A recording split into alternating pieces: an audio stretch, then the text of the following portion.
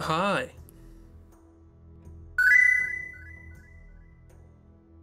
Who smacks the aliens?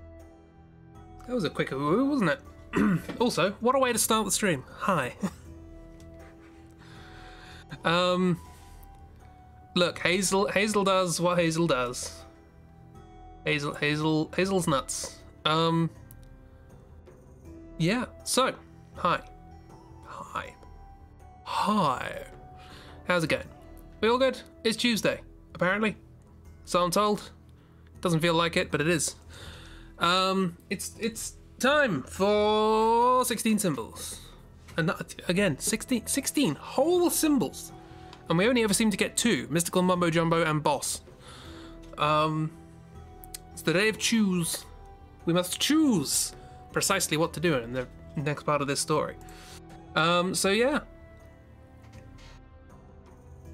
Last time we escaped the forest.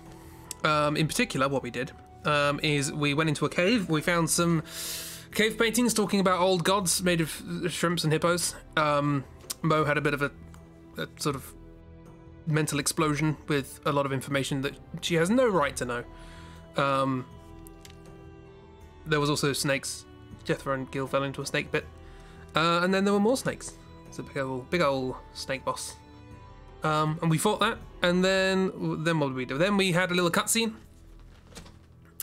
which let us know what's going on with the villains, having a phone call and phoning on a very weird telephone. Their liaison, I guess, at the corporation, the corporation, who says apparently they're gonna send out reinforcements or something. I don't know. I think I lost track of what was happening in this conversation, to be honest. But yeah, we get some sort of backstory about all this, because our goons have proven that they're probably not particularly capable of doing whatever it is they're supposed to be doing. To be honest, Bran probably is on her own, but, you know, as soon as you add Wick or Grigori or Gabe, the effectiveness just drops.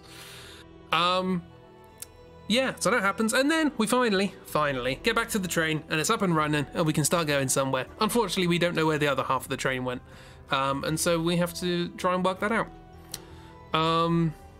It's a mess of a phone call, so relatable. Yeah, phone calls are always messes.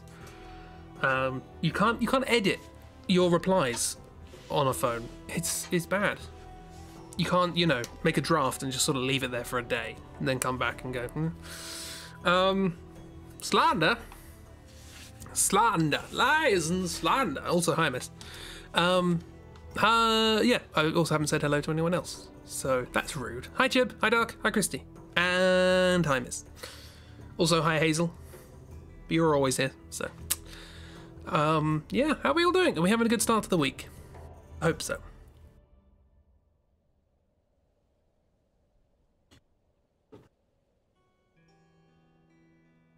Sorry, just finishing off a warm drink, because otherwise it goes cold over the course of the stream, and that it tastes horrible.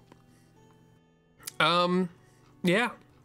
So there's been talk of various things, designs for the evil Mo, the poison witch, or poison nurse character. I think I showed the layout for the shrimp thing last time. People posting references of pictures for, you know, plague nights and gas masks and funky steampunk things. You're a disappointment after the Vine Whip thing. That's been, yeah, you know, you have to deal with the consequences of your actions. You're having a start of the week, yes. That's handy. Otherwise, you'd be stuck in limbo. Just colouring a fawn.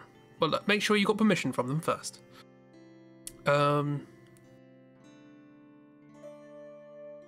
Dark Sin, and you know, Dark does have access to the GIF command if they wish to illustrate to anybody else.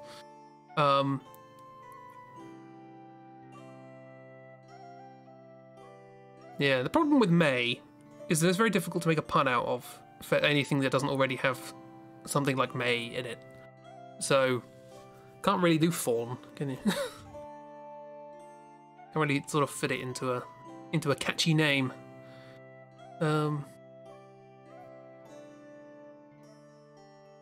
Yeah. Anyway, people have been talking about places that we can go next because we are going to a friendly location next. A short friendly, well, seemingly short friendly location. There are only 3 symbols and one of them tells us that it's friendly. So, can you mod a mod? I don't know. Let's find out. There we are. So yeah, it's Star Wars Day. It is Star Wars Day. As the old saying goes, Luke, I am your 4th of the 5th. That's, yeah. A friendly location finds a boss rush. That's not unfeasible. It's just that the location is friendly. There might just be some things in there that don't like us, but they're not representative of the place as a whole. You know. We can go to a nice little town where everyone likes us, and then a monster drops out of the sky. Or out of a portal. Or out of just, you know, a prawn cocktail that somebody's carrying along, and one of the prawns just expands and turns into a giant monster. I don't know. Why would they have a prawn cocktail? Do they exist in this world? I do like how I started this off, as is always the case with my with the projects that I set up as sort of collaborative thing. I go like, okay, I don't have much ideas, but here's the basic idea: medieval fantasy world where magic isn't really a thing. And now we're driving a train to a giant corporation while trying to work out what all these people popping out of portals is, and all this talk of elder gods, and like my plans are always subject to corruption. It happens, it does, yeah. I mean, I had no intention of when I was doing the first draw through, I had no intention of letting you name every character, but it just happened. Cannot mod unless it's your stream. I mean, I can unmod Dark. That is possible. I modded Miss on a whim. I can unmod Dark on a whim. They were reasoned whims. I didn't just do it randomly. But I didn't sit down and deliberate. Should I do this? Should I not do this? Yeah. Bulbasaur, why? I think that was Ivysaur. Doesn't matter. Yeah. So, we also had to talk about making a fantasy race based on the Jerboa, apparently, which is this happy little friend. So I'm gonna have to draw some people with big ears, I guess. That's gonna be fun. We'll get to it, I'm sure. Little mouse kangaroo, is that what they are? We also have some slight conflicting opinions on what a waste is. Some people thinking it's sort of like an ice tundra, some people thinking it's a desert. I guess ice tundras aren't deserts, but more sandy. But we can have a rocky, sandy, icy place. Why can't sand and ice exist in the same location? Hey, sounds horrible, but it could do. Yeah, we also don't know what the Jethro town is called. I was gonna consider the name Jethro, as in like Heathrow or something like that, but then I realised that it sounds a lot like Death Row, and that's not very nice.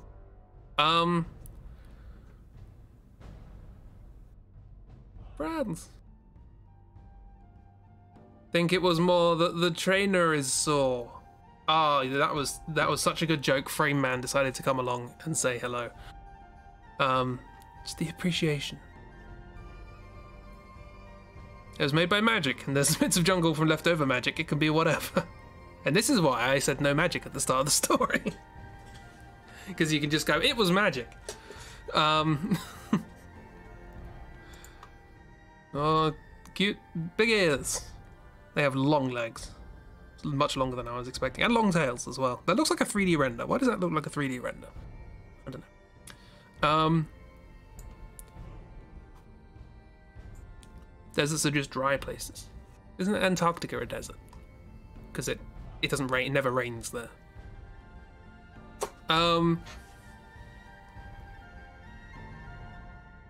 Anyway, what are we doing? I don't know what we're doing. We're going to a friendly place. So are we going to some little camp in the wastes or something? I guess it has to be somewhere with the train stop. Antarctica is the largest desert on Earth. Good for it. Just as one place, and it's a cautionary tale not to get too reliant on magic and tech. Are we going the whole Spoilers. We're going the whole spoilers. Actually, I guess it's said pretty early in the game. So yeah, Zanarkand. It's said pretty early in the game that that's a thing. But yeah, I don't mind that. Any other mention about what's going on there? This is very much spoilery, but we're not going to go there. Arf. Too much. It was magic is always kind of I mean, we have to do it every now and then. I think that was one of the other reasons I said lay off the magic a little bit, was because we're going to get mystical mumbo jumbo symbols, and so having something to juxtapose, you know, the lack of magic with suddenly portal, is fun. The goal with Frozen Waste, both desert and tundra are deadly. I mean, if you were to ask me to draw a desert, and then you were to ask me to draw a frozen tundra in 5 minutes, they would probably look the same. Let's face it. So you can have your headcanon as to what it is. It's in a state of quantum flux. It's reality but change industrialization and capitalism to magic. In as much as I want a world without them. Just think the cold waves fit the aesthetic so far, and with the aesthetic you mean the trees, Christian. Fir trees and snow. Good combo. I also drew snow on this mountain apparently, so that's something. Right, so we're going... Is it just going to be a random stop? I guess we should look at what the second symbol is, so that we know roughly where we're headed with this idea. Let's have a gander. Anyone want to place bets as to what the second one's going to be? There are 14 possibilities. It can't be we go to another new location, but... Plot important boss. That'll be fun. We haven't had one of those yet. Boss rush. That's true. That's a possibility. Let's see. Well, let's see. You both seem to think it's a boss. So is it? We'll look at that first. Is it a boss? It's not a boss. I like how I've developed this little way of etching away these caps. Just to see if we can work out what it is. It's not plot. Someone leaves. That'd be wonderful. We can never control when somebody leaves. Okay, so it's not plot, so it's a character. It's oh really? Oh no, wait, maybe not. This might make things complicated. Okay. Oh, okay. Fine. We get a MacGuffin. We got something important here. Well, let's start planning. What? We find. I guess that makes sense if we're going to play a place that's like ruins of an ancient civilization that had lots of technology and magic. Maybe we'll find something. A second toaster. If we find another toaster, there we go. I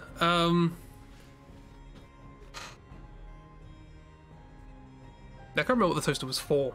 It's just a MacGuffin. We've got it now. We just got rid of the first one. Did we get rid of the first one? We haven't used a MacGuffin yet, so maybe not. Maybe we're still carrying around this toaster. It's in the train somewhere. Okay. This doesn't... Okay, we need... Okay. There's only one other thing that's going to happen in this location. We're not going to be here long. Brad's carrying the toaster, don't worry about it. It's in the same pouch thing on the front of the apron as Loaf. So Loaf's just sort of sitting by it. I'm confused. I don't think any of us really know what's happening, Christy. It's fine. This is not... Also, we're 15 minutes into the stream and I haven't drawn anything. I also haven't drawn anything today, so this is going to be fun. So I guess we're just sort of wandering around this. I mean, why did we stop here? This is the question that I want to know. Why did we stop here? If it's just some ruins with some stuff in it, we haven't met anyone important here, so this is not like... Stop for a bit because someone spots something shiny in the entrance of the wastes. We're not really looking for anything. We're looking for a train.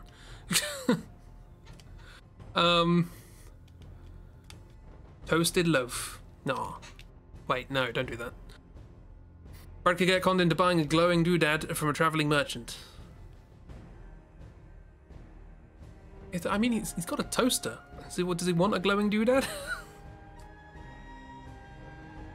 This is like a portable energy source so he can plug the toaster into it and toast anything at any time. What he really wants is a bread maker.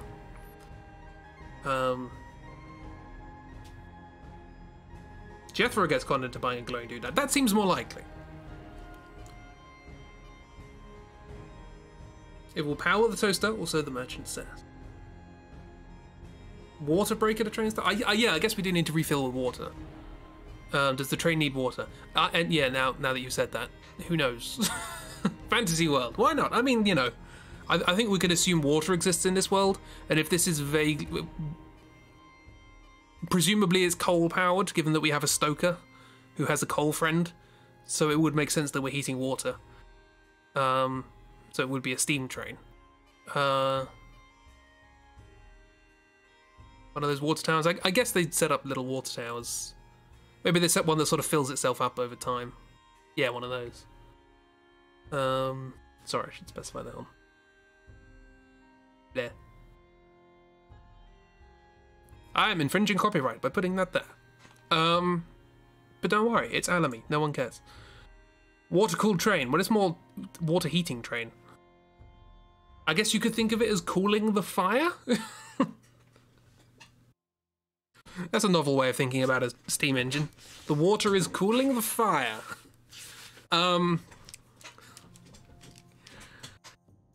had clogged up the water tower, which is the MacGuffin. Oh, that's a possibility.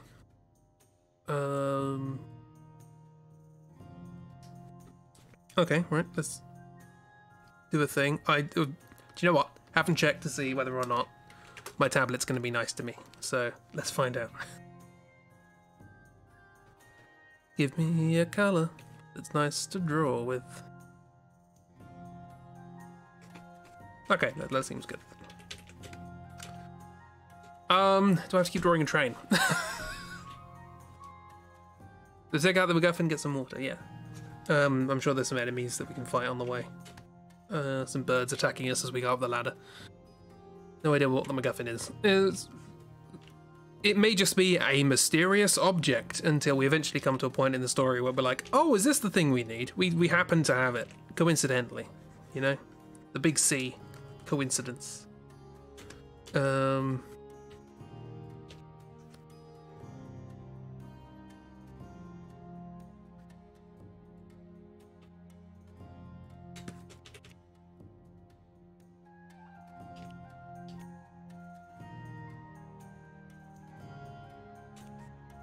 Orb until decided. It is orb.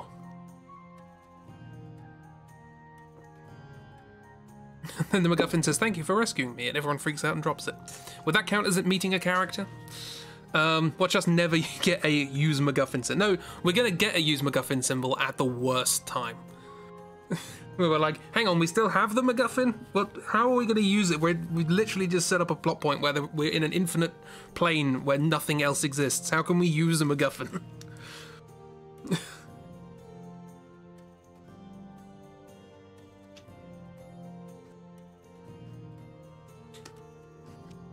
Basically what I'm saying is we're not going to have any good luck.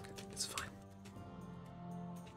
More mountain ranges. Big old mountain. That looks worse. Get rid of all that. It's fine.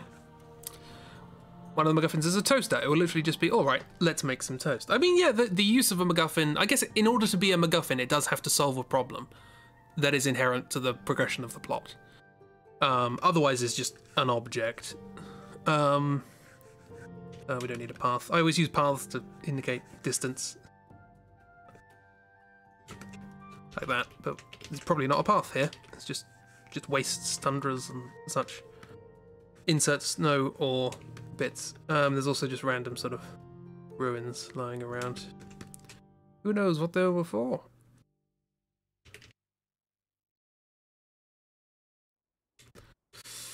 Anyway.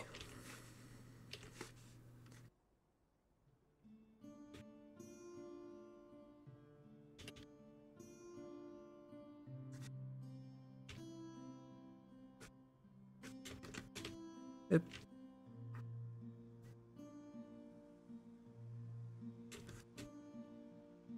This isn't particularly well maintained, I imagine.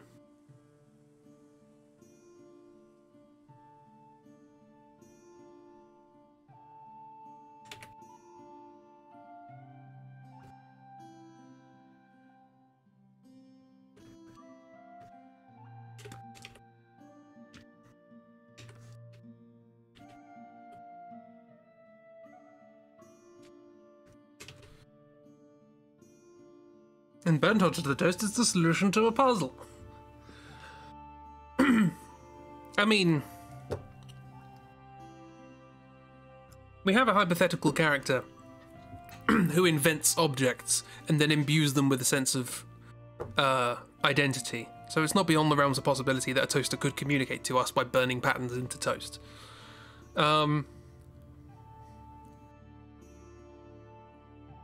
Brad finally gets home and makes and cuts a fresh loaf of bread and goes, now let's try this toaster. And boom, new adventure. Toaster. What was the game where going into a toaster has like a pocket dimension into it?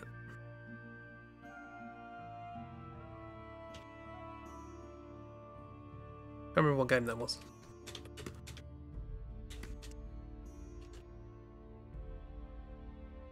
I don't know how you get water from this. Does it have a thing? It has a sort of big old sprouty thing. So I guess there should be a train here.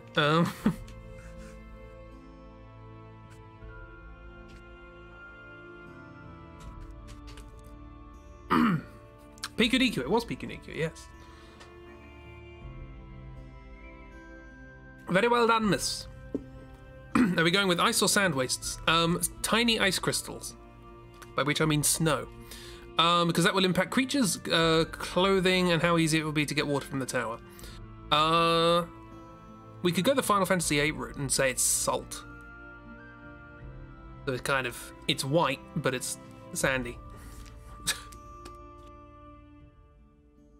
There's some tracks and whatever. The train's over here. It's fine.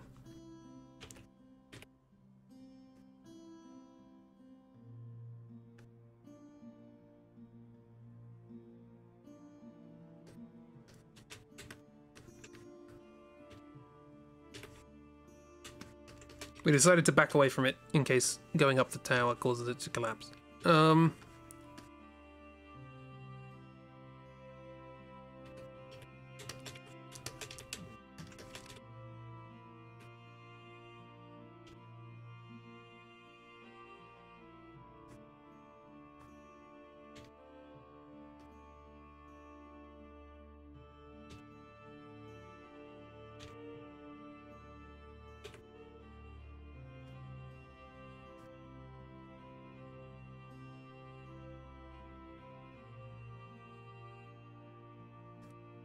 I do like the idea of Jethro just really likes climbing things.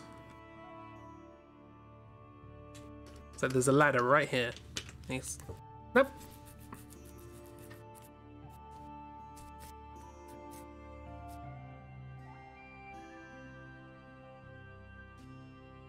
Jethro always wants to be taller. Jethro's always on the lookout. That was their job for however many years they've been around.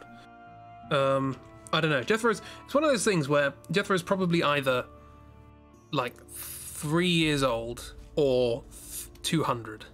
And I'm not sure which.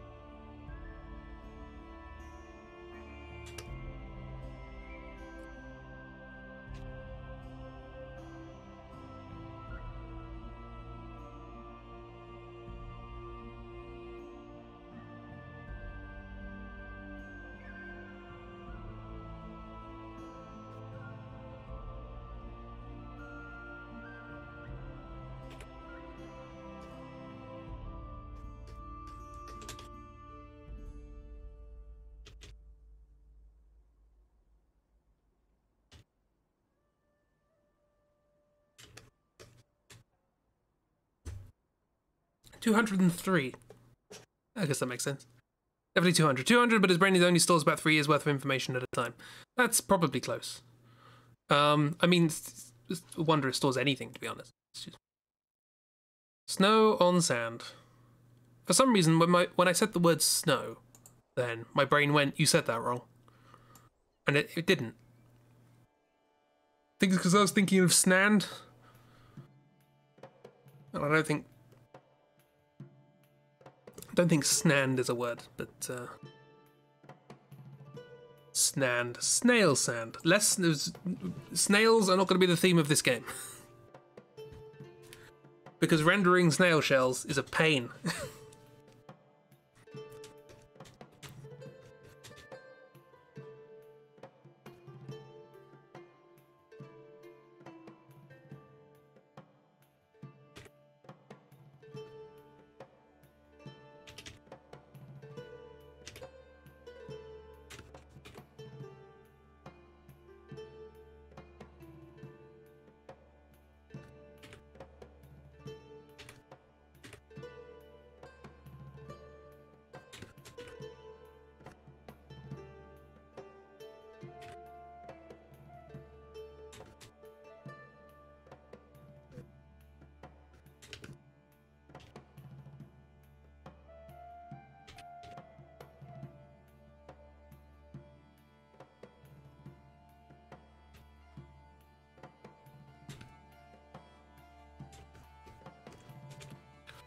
This drawing is not to scale. Oh look, there's a band of nomads on their snails, sand snails,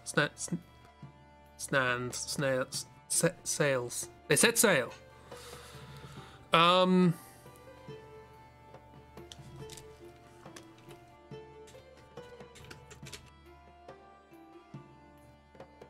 again, poor old Gil. It's like, what do you mean up?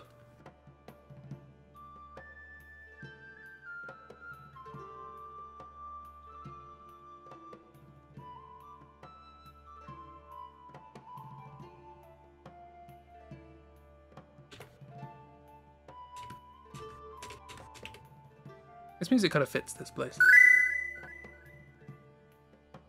Crispy Parsnips has encountered an error. Would you like to send a report? No one answers. I've tried. You can send as many reports as you like. There's nobody manning those offices anymore.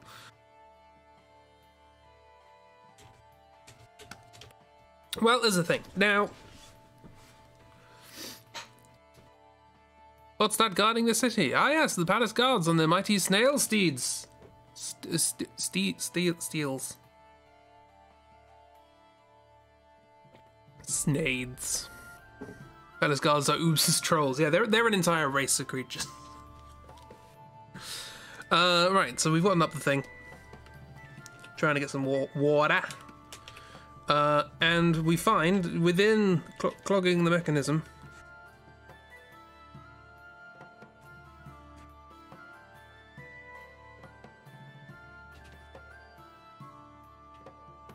how do I do this? Auto saving. It's a feature. Right. I was thinking like, yeah, the other way around.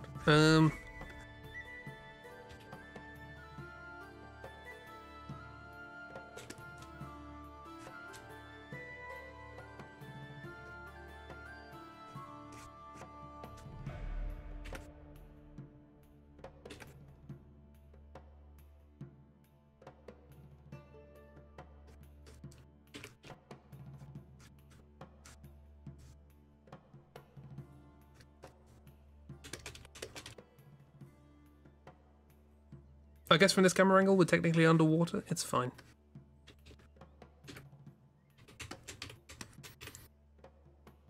Noobs trolls riding Sneeds. No. I refuse. Feel free to draw side quests on your own time. Whoops. But I personally refuse. Have I mentioned that I haven't drawn anything today?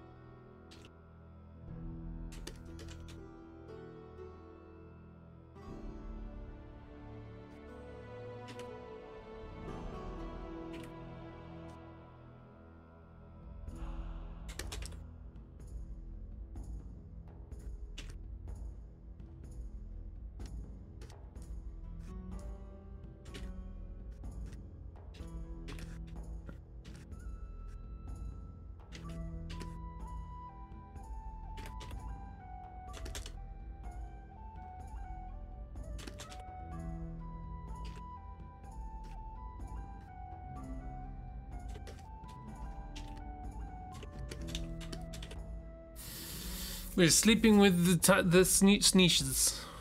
Sneeches. Or fails, as I prefer to call them.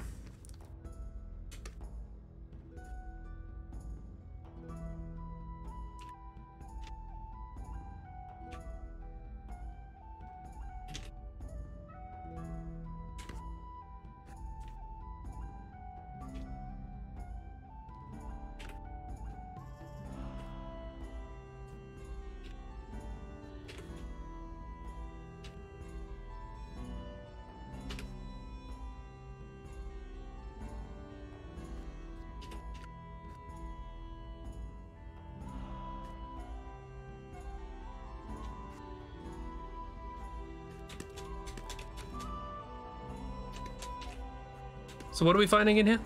What is MacGuffin?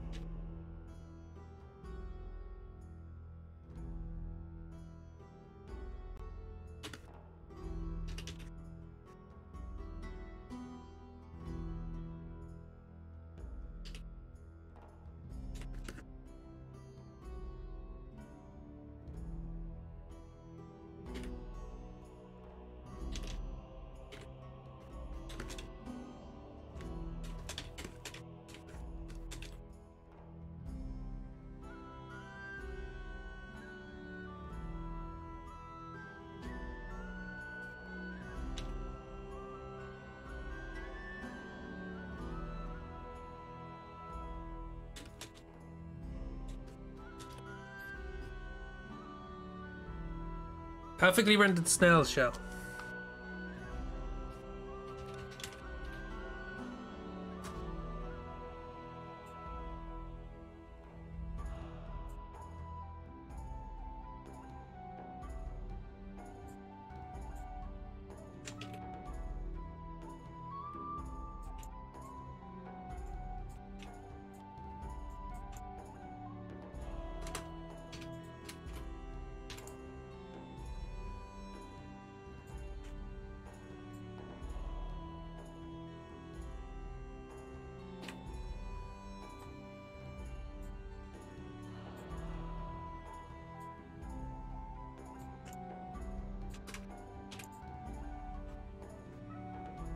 Hello, Kira. How you doing? What was the first thing that came to your mind? A Glock? I don't know. Are you in Hitman mode? Don't know. Ancient Robo Head. What if instead of a Glock, it is a clock? It's Kiro, and everybody's saying Kiro, and nobody's getting banned. Hooray! It's cheating and you love it. It's not a snail shell. It's fine. We need to find a Kiro. We need to find a MacGuffin in a water tower in the middle of nowhere. What is the MacGuffin?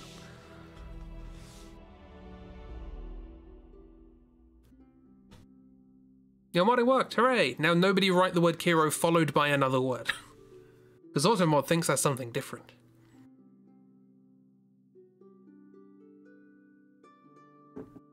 Let's put Kiro on the spot immediately. It's more, hey, we need a deciding voice. A mysterious gemstone. That's pretty standard JRPG fare. A McKiro?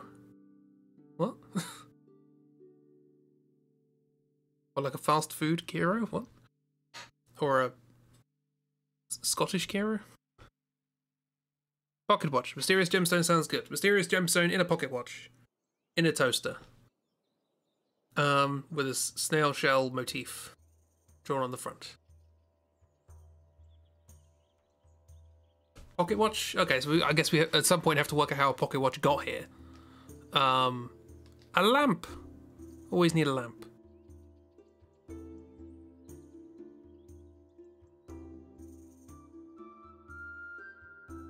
I thought I said Makiro earlier.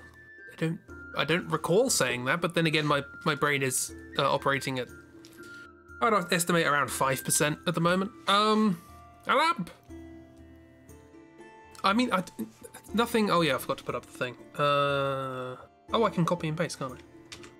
Why haven't I been doing that? Don't even have to type. I guess we can get more than one MacGuffin.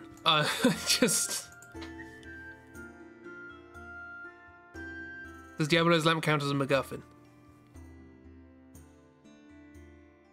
I don't know. Did I count that? Hang on, let me look at the old Final Fantasy plots. Did I? It's a PNG. Calm down. Where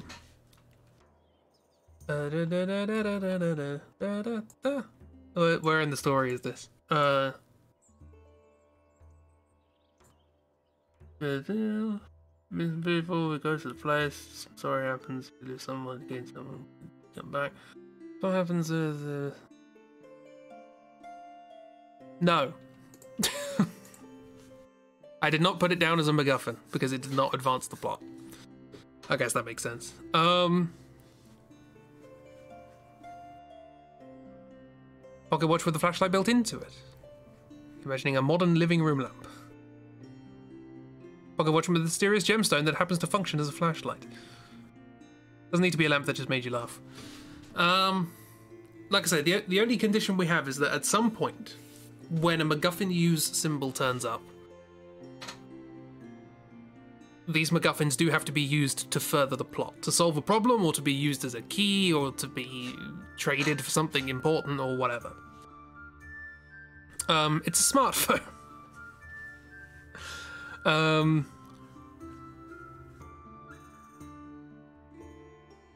Hey look, it has Snake. You can play Snake on your pocket watch.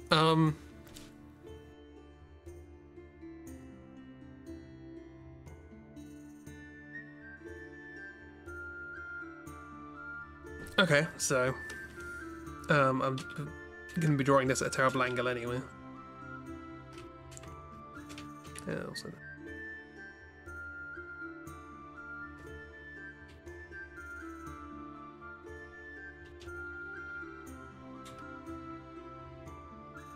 Yeah, the gemstone and pocket watch. I'm fine with both. I'm fine with the idea of having a sort of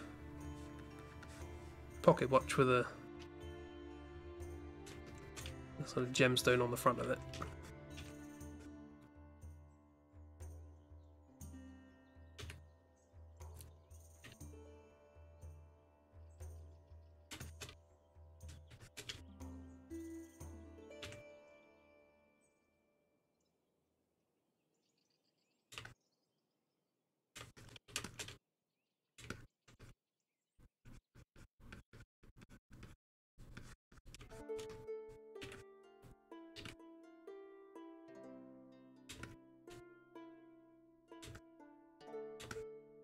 I don't know why it's doing that. That's not...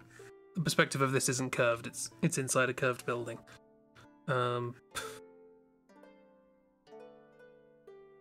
Flatten you.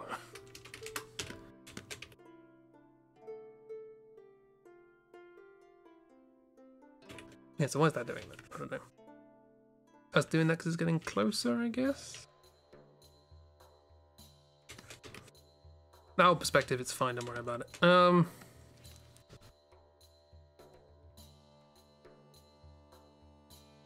Gemstone that ticks like a pocket watch. I mean, a lot of watches nowadays are, but they do run on quartz, don't they? Well, they don't run on a quartz, but they use the vibration of a quartz crystal. So I guess, yeah. Gemstone in the setting that looks like it slots into something else. So it's got like a bit. It's got a bit sticking up like this sort of shit, like it.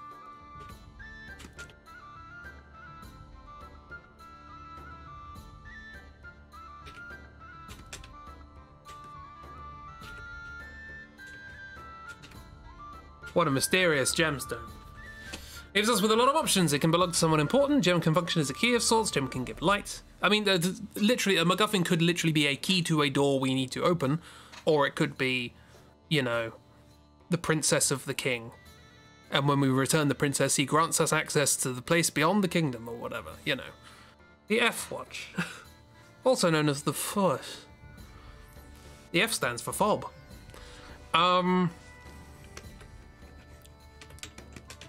no, I like the idea that it could have a sort of an unusual sort of carving rather than sort of a standard gem formation.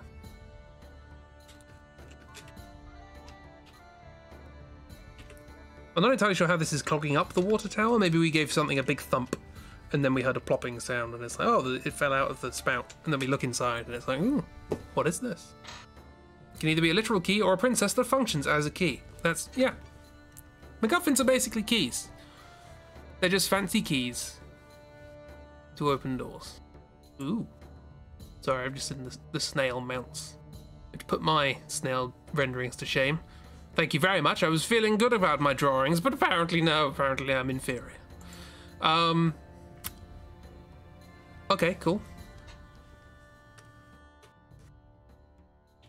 That's not a lasso.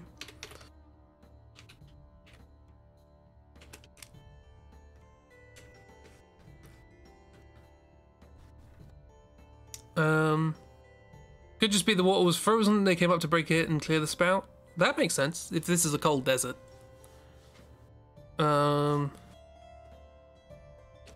Okay, so we have now...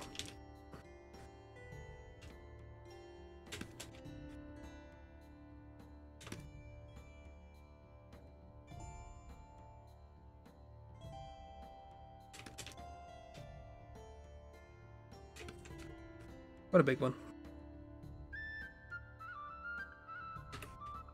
Hope you got big pockets.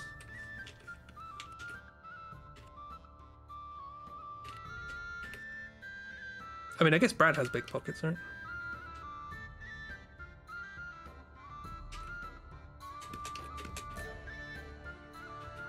Or a big pocket. It looks like it's broken, but it's not. It's just a weird shape.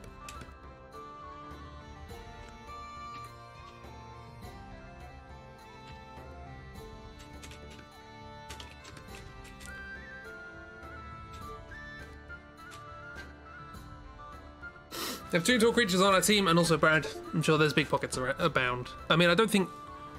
I feel like all of Jethro's pockets have holes in them. But Jethro might also not understand how that works.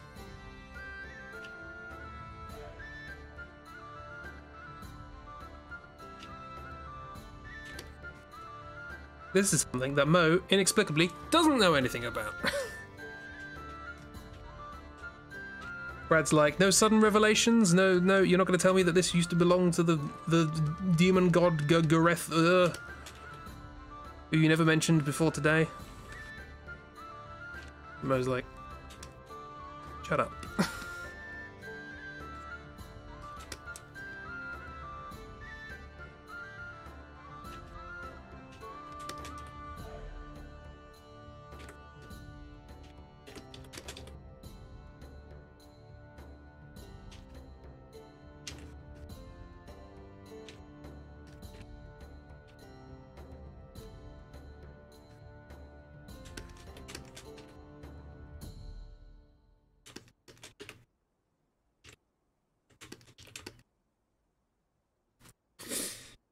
Presno just making fun of her for the whole info dump. Yep, I feel that feels about right.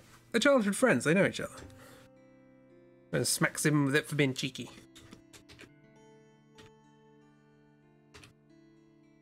Insert drawing of that I do not have time to do.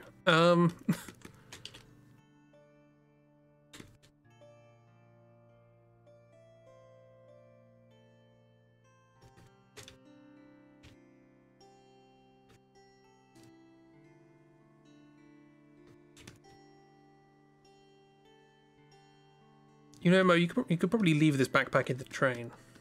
You only came out to sort out the water. Also, why are we sorting out the water? Why not the, you know, train dads or whatever? Because we are the protagonists. Da da da da da.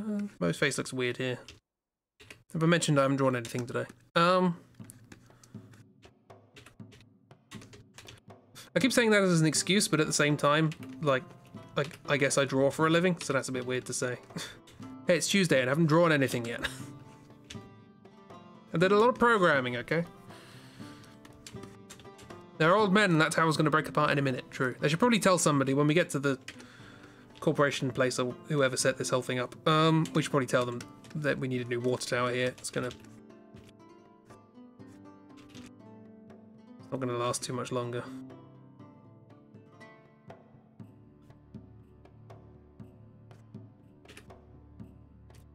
Oh, also obligatory thank you to Adrian von Ziegler, or Adrian von Ziegler if I'm not being stupid, for the lovely music, as always. Very nice.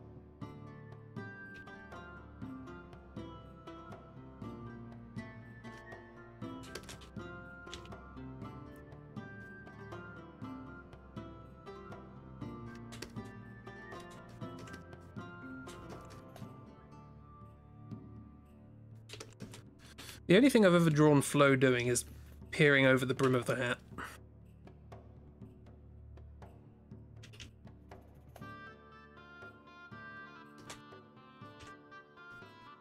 At some point, Flo's going to do something that saves the day.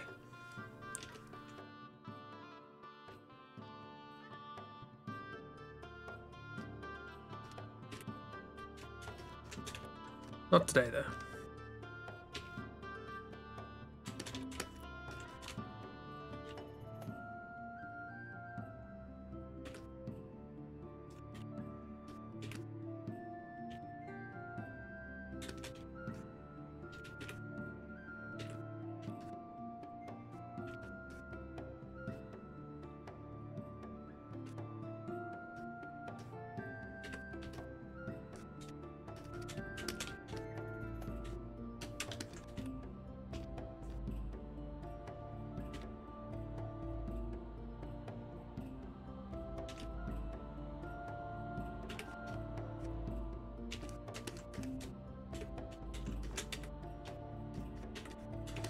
Now, when you go in to fix a drawing and then you look back and go, oh, it looked better than it looked better the way it did before.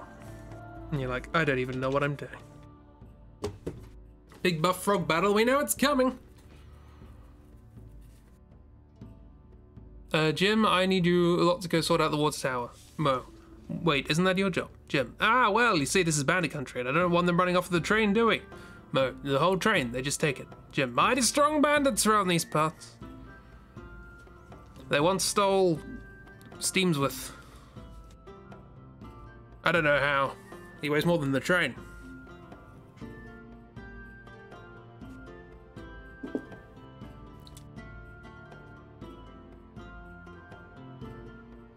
Oh, Adrian, yes. It's well. The thing is, that some people are spelled with the E.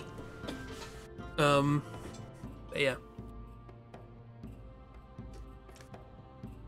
Monsieur Ziegler, merci. Buck up. Murky buck up, thank you.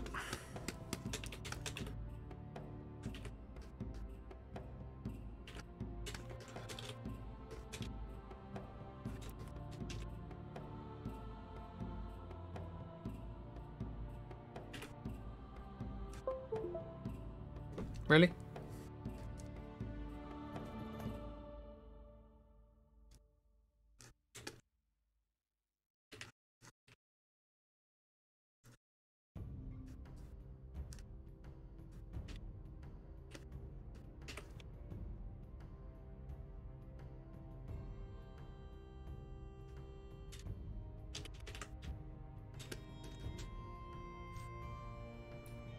Oh, what's the next symbol? We should probably, yeah, while I'm doing this.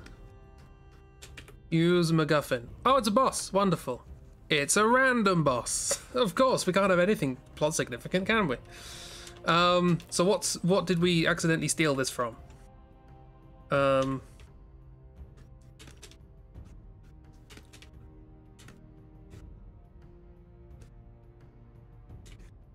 mean, it makes sense there should be like a boss every location or something in these games.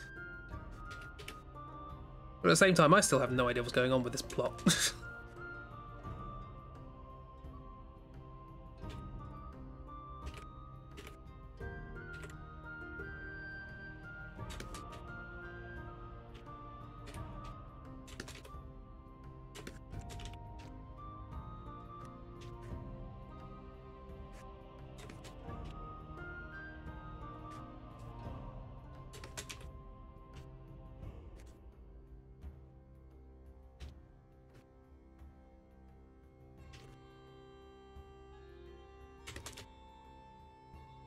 Yeah, people can stand like this. It's fine.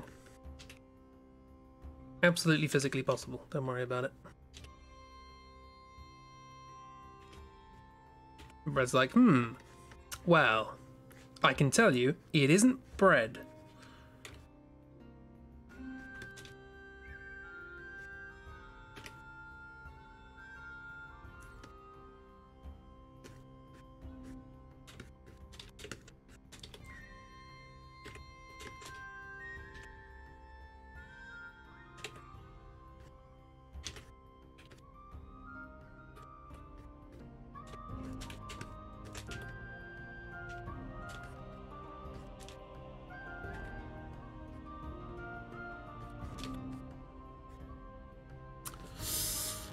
Missing chat. What's going on?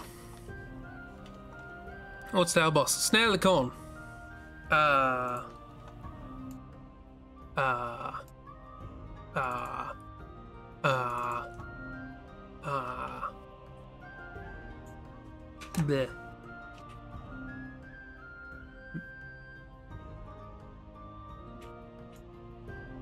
Bleh.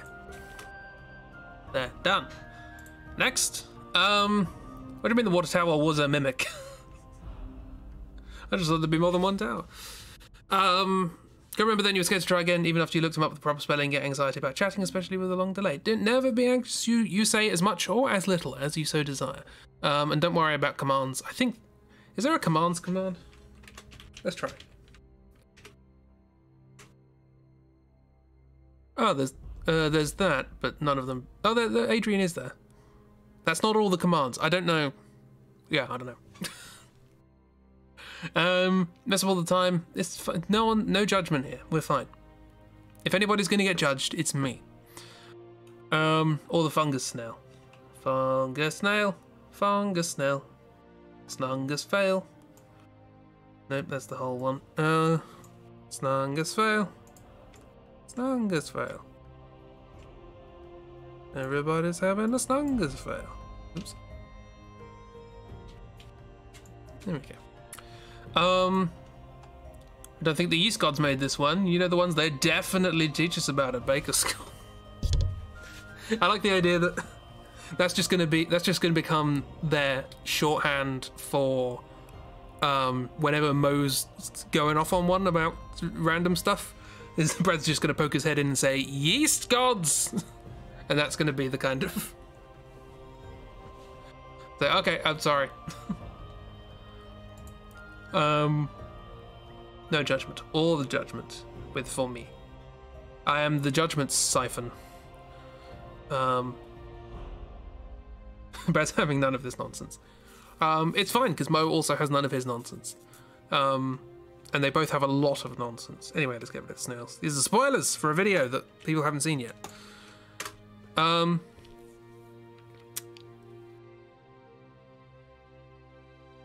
Okay. Boss. Again, random boss. Like, still haven't had.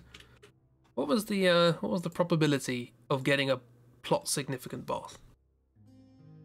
Let's have a look at my horrible graphs. Horrible data. Okay, so the probability of getting a boss is about 12%. Probability of getting a plot significant boss is about 6. So there should be about half as many plot significant bosses as there are normal bosses. And that's not happened. We're gonna get like a bundle of them in the middle of the game, which makes sense. It's kind of like the end of part 1. But for now, okay. Well, boss. Snow, salt, the abominable camel, the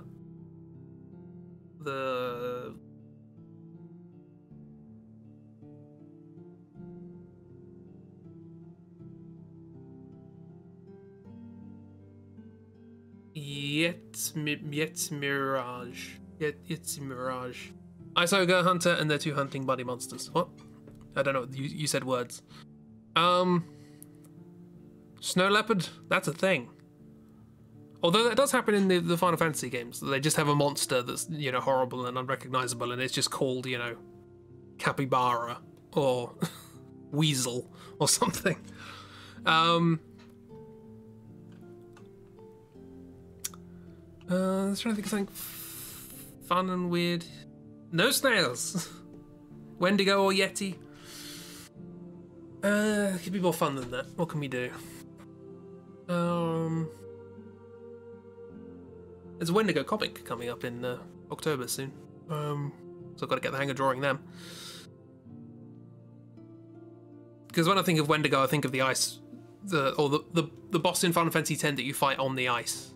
That is called the Wendigo, and I'm like, don't want to do something I already know.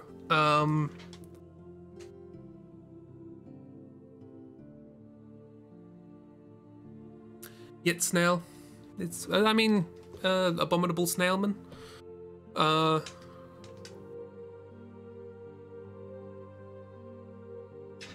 do like the idea of doing something with a camel. Maybe it's something riding a camel.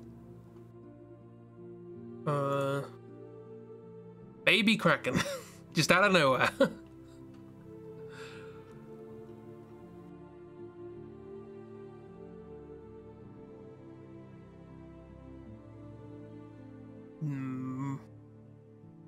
Thinking. Baby Kraken riding a camel. What is a Kraken? I think I've ever had it adequately explained to me what a Kraken is.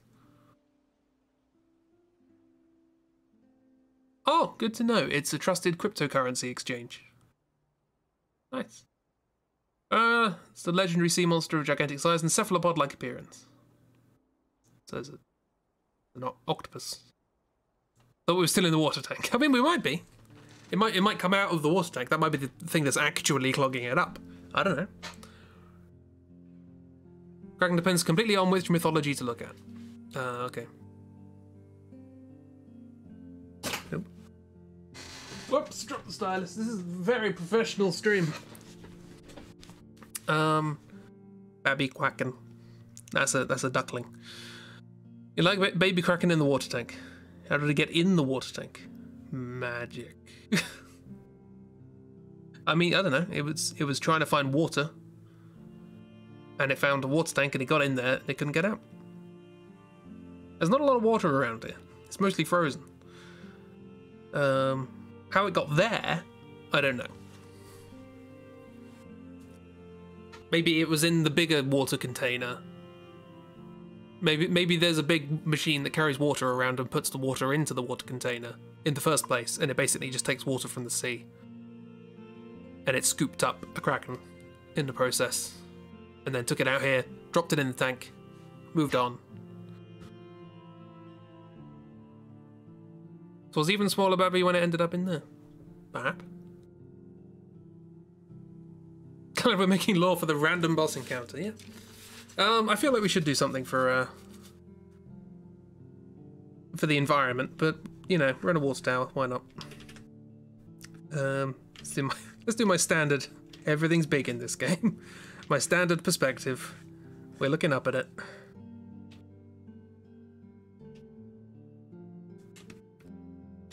When you think of FF monsters in Cold Frozen Wasteland, you immediately think of a Marlborough, because in Final Fantasy VII was the first Final Fantasy you played and you were not prepared for that monstrosity, and no, you're not suggesting something like that, you're just sharing. This thing is going to have a lot of tentacles. And maybe it does have very bad breath. I don't know.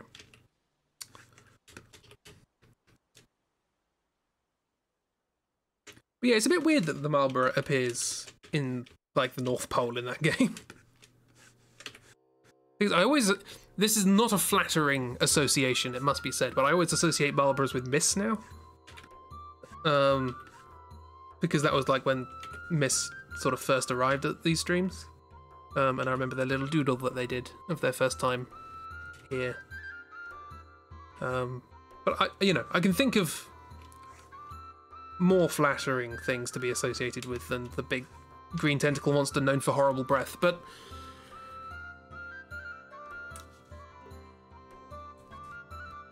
could be an ice spirit? Okay, so ice kraken, I guess. Crack and ice. Ice. Ice crack.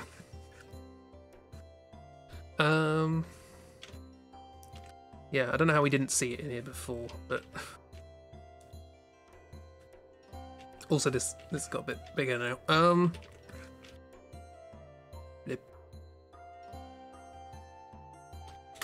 I don't know what I'm doing. You expect me to know what I'm doing?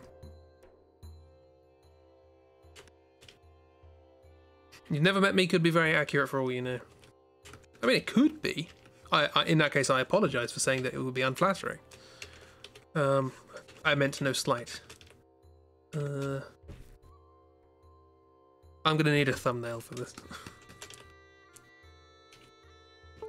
And then like sort of tentacles. I'm gonna give it a big old mouth, big old icicle mouth thing. Sort of cracking out. Yeah. Of the thing. What is... Computer, please. Oh, is it that? It might be that. Hang on. Yeah. Cool. Ice krakens are used to break the ice, but do make sure to watch out for them, because they also love to nestle in the ice, and then you'll never see them again. And you also have to deal with a lot of baby ice krakens. Nice.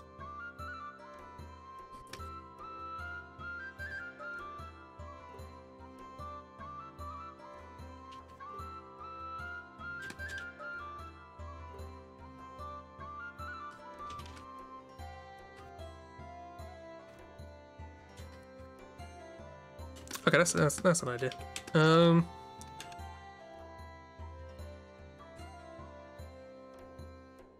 There's the sort of general mouth area. I like the idea of it having a sort of very squiddy.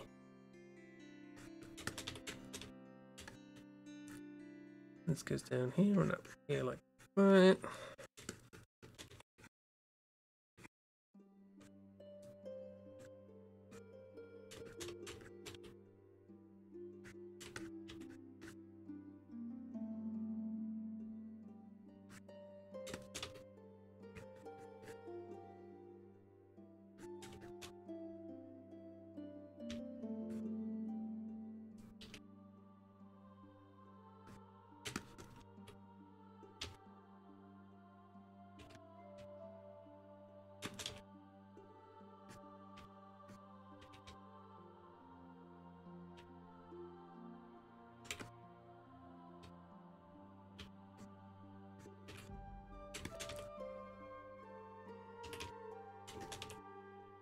Maybe it was the MacGuffin that made it grow really big really quickly. Ha ha ha ha ha ha ha ha ha ha ha ha jokes.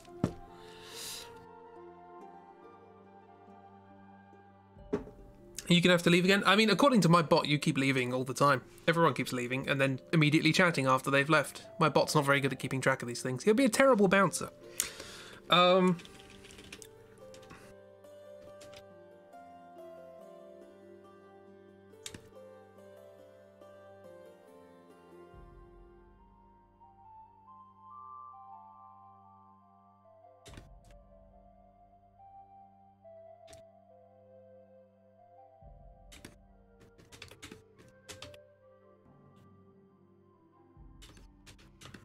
Your bot has no object permanence, pretty much, yeah. You're only here if you're speaking.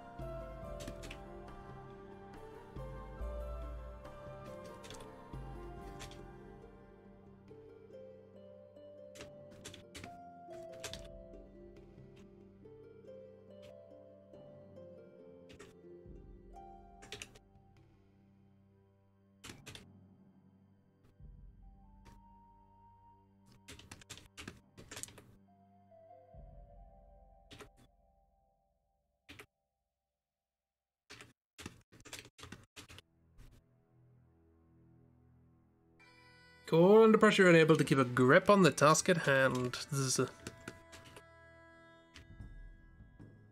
Many hands make light work, but many tentacles make for an overexcited internet.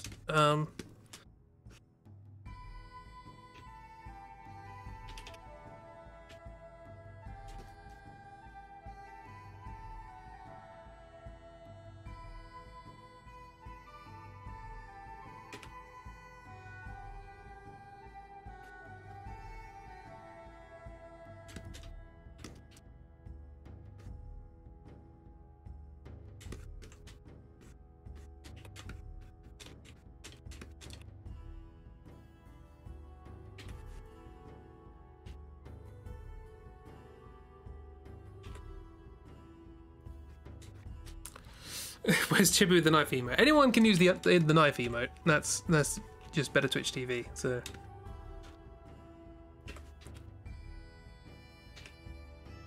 I only have sort of 2 emotes that are subscription, sole subscription based, and they're not particularly useful. So try and make things available to everyone.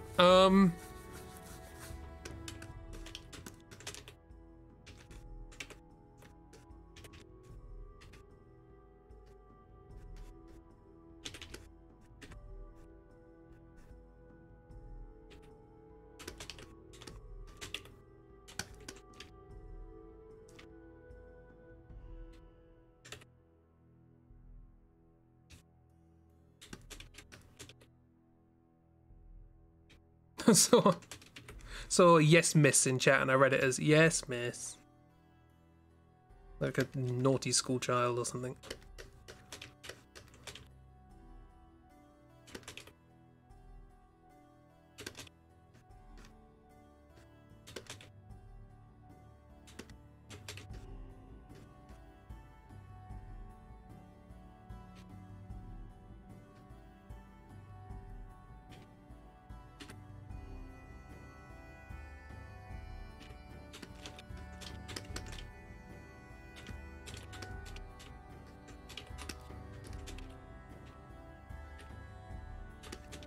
It looks like I've given it a moustache.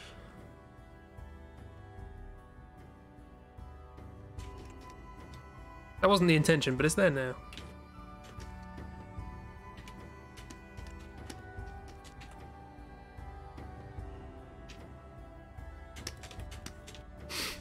It's pretty terrifying. Also, you should be glad that you don't have to render it. Who said I'm not going to render it?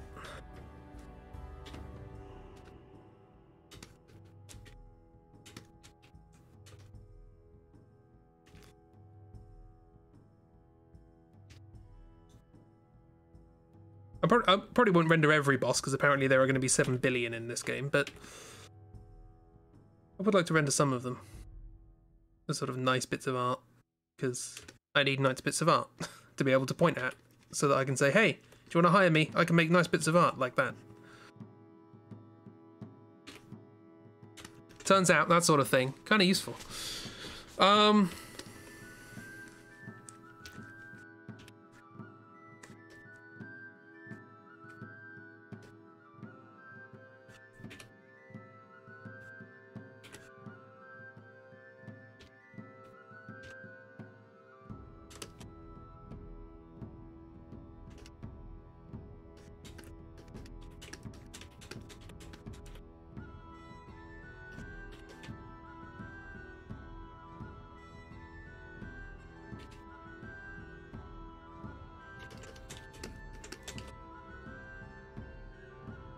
Really want to render the ice kraken? It probably wouldn't be too bad, to be honest.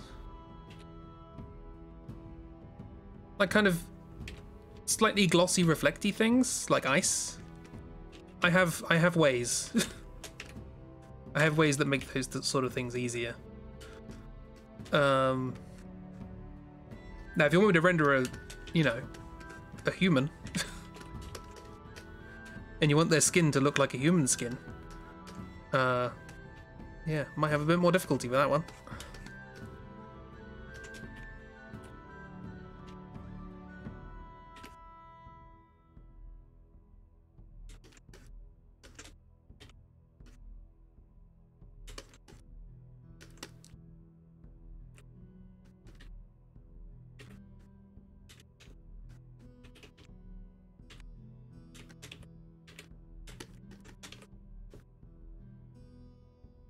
This wants to promote good art. More want to promote myself. There's plenty of good art out there. People want to make good art. You make good art. Lots of promotion for good art in the world. Me, on the other hand, not a lot of people know me. Ooh. Things have been posted in spoilies. Ooh. Well, that's the natural evolution of Oobs' drawing, I guess.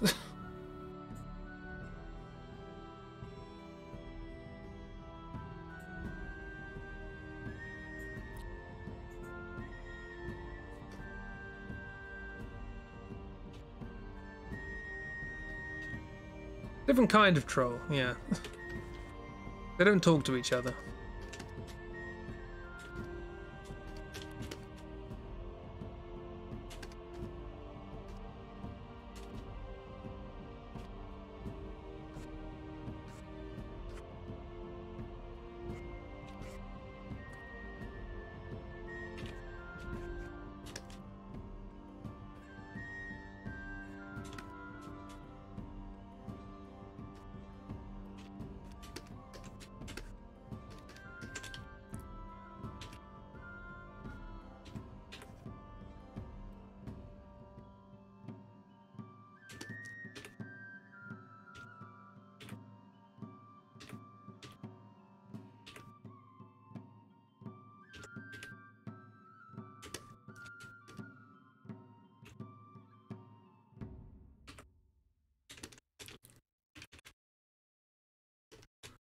This is the bit that everybody loves about these streams, is when I don't talk for ages.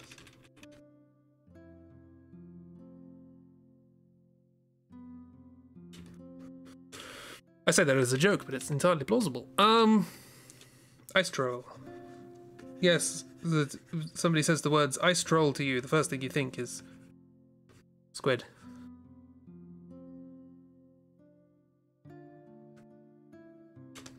Although I appreciate the out-of-the-box thinking. Oops.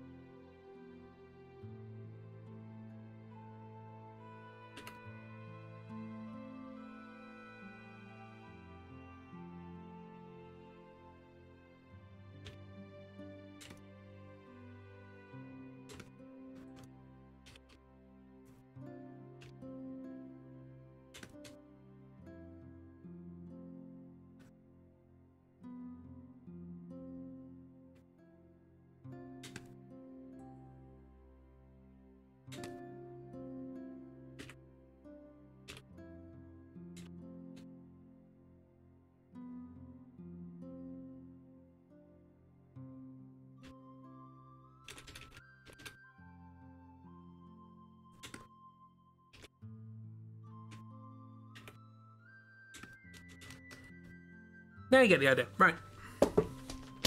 Oobs gets snails with legs. What's wrong with the enormous ice kraken troll? He probably has a snail shell, it's just you can't see it. I mean, look. Look. Look. Look around you. This poor boss. We enter its home and still the only thing it possesses. Maybe that was the thing stopping it from getting out. And it's quite grateful. And it expresses that gratitude by attacking us. I don't know. We can write this story. We can make it so that everybody's happy. Not just the things that look like humans.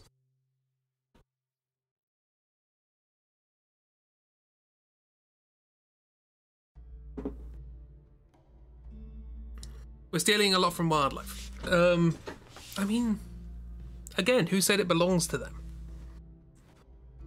Maybe they were inconvenienced by it.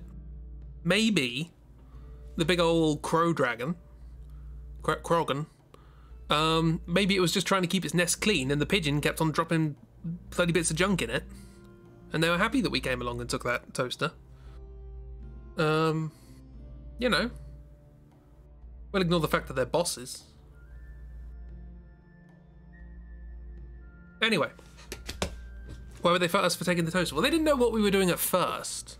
And then eventually we explained, and everything was sorted out. And then the Dridgeon overheard and was like, well, I'm not having any of that. And then we fought the Dridgeon. And maybe the Crow Dragon helped fight the Dridgeon. I'm not going to say they didn't. Right, well, that's the end of this location. We're moving on. That was fun. We stopped at a water tower. We got a MacGuffin in the form of a pocket watch. And we fought a Kraken in a water tower. And I don't know, we calmed it down and now we decided to take it with us in the water tank of the train so that we can let it go in the sea. I don't know. Or we kill it and leave it for dead. I don't know. I always like things being happy in these games, so there's always an option. There's always an option of, you know, doing something else, because JRPGs tend not to offer that.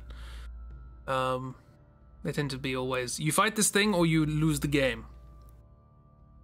Like how we started with the premise of non-traditional hero who's a healer, now we've had like 50 boss fights. Again, like, maybe part of this whole Mo having weird knowledge thing is that Mo always works out a way of pacifying the creature without necessarily killing them. And that's part of their sort of deal. We can defend ourselves without necessarily hurting others. Or what have you. Again, I don't really know.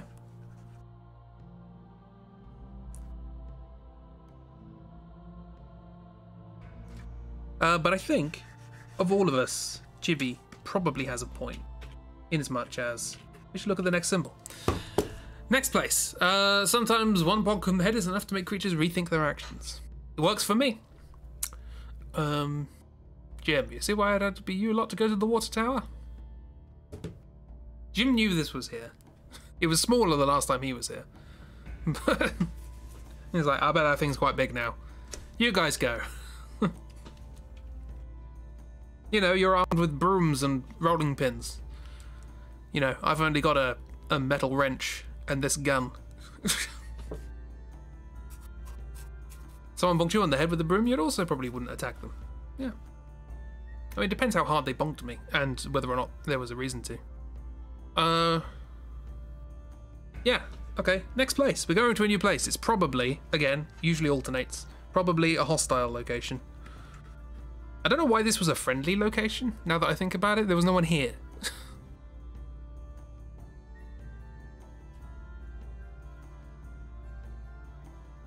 You have your brooms, I have my Glock. You clearly have the upper hand.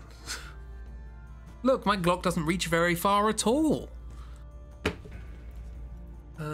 Water towers are friendly, I guess. It didn't immediately try and kill us, that's true. We were attacked by pigeons going up the ladder. But... anyway. What a surprise. A hostile place we go. We're going to a hostile place. Anybody have any ideas? It's relatively short. There's only 4 things that happen here. The next places are going to get increasingly more complicated. For reference, other places that have had 4 things include none of them. So it was the, yeah, second symbol's always handy. It's another plot significant boss. Okay, that's a little better. We finally found one. We finally found a plot significant boss. So this is, just as a reminder, either a recurring boss or a boss that is a character in the story who is important to the plot, or yeah, it's something that is actually connected to the story of the game, or you know, someone who keeps coming back. So it could be the hired goons. It could be maybe poisonous.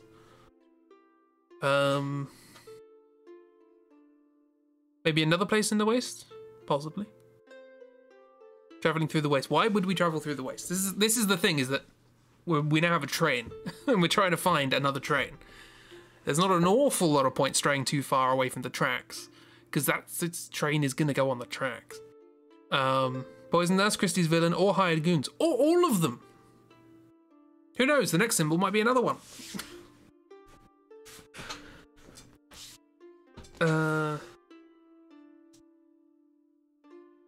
Also, I guess this counts as a new location.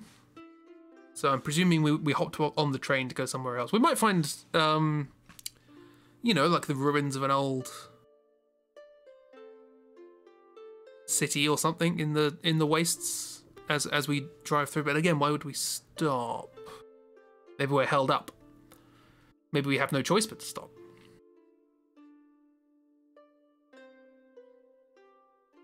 What the heck is that booming noise? Guess who has a flying machine? Oh, Gregory, you're turning more and more into Dick Dastardly. Reveal the next one, then we can pick one. So many we're just breaking all the rules. There are no rules. It's fine. Well, okay. It's Mystical Mumbo Jumbo. That always clears things up, doesn't it?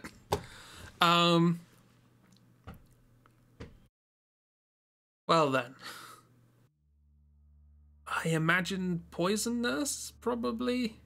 Yeah. Might be most likely. We're gonna have to design. I mean, I guess the boss fight can count as their introduction, right? God damn it, why? Again, quick reminder. The analysis of Final Fantasy games, Mystical Mumbo Jumbo consisted of about 7% of the story. So, why did you pick the one with the most Mystical Mumbo Jumbo? I didn't. I picked the one with the least weird contradictions, or one of the ones with the least weird contradictions. I picked, I think, 5 that seemed fine, and then I randomly picked one of those. I think Poison Nurse probably makes the most sense. So, okay, so here's the order of operations here. We arrive, whether voluntarily or involuntarily, at a hostile location. We are introduced to this new place.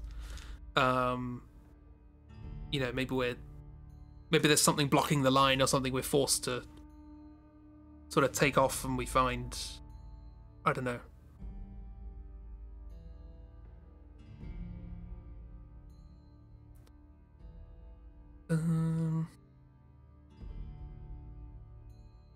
Also, I just little quick zoom out. We're getting through this plot. We're about a third of the way through. So we should probably have some sort of end of Act 1 climax happening, I guess, at some point. There's a few long ones coming up. We could probably do it there. But we should maybe sow the seeds of that now. Poison Nurse put a tree on the track because they love dumb outlaw stereotypes. Yeah, I don't really know what the personality of Poison Nurse is. Are they theatrical? Perhaps. Maybe they get into a rivalry with Gregory. Who is the most theatric? Okay, so what is this? We could take this idea of like the ruined city. There's an obstruction on the train line. The obstruction is by a ruined city, and we sort of, as we're waiting, as a bunch of people get off the train and they're trying to clear the tracks, we see sort of a silhouette running into the city. We're like, who's that? Should probably check. Maybe they need help. We go check.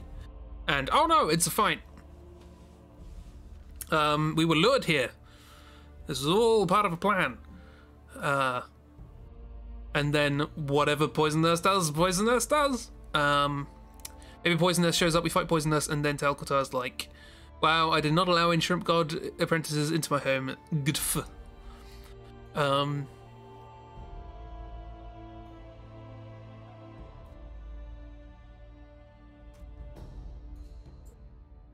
So I guess I should give a brief overview of this whole Talcotar thing for people who are just watching the stream. Dark's come up with this idea of a god in the world who's a bit judgy. God of the wastes, exiles, and monsters, he with many faces, keeper of the books of favor, the Redeemer. There's a god of exiles, he embraces them. I'm trying to come up with a short summary. Judgy, but sexy. He's only sexy if you're sexy. And even then, he's only half sexy. Kind of like the limited godly entity influence for the most part. Talcotar, ooh. But it'll be more sort of like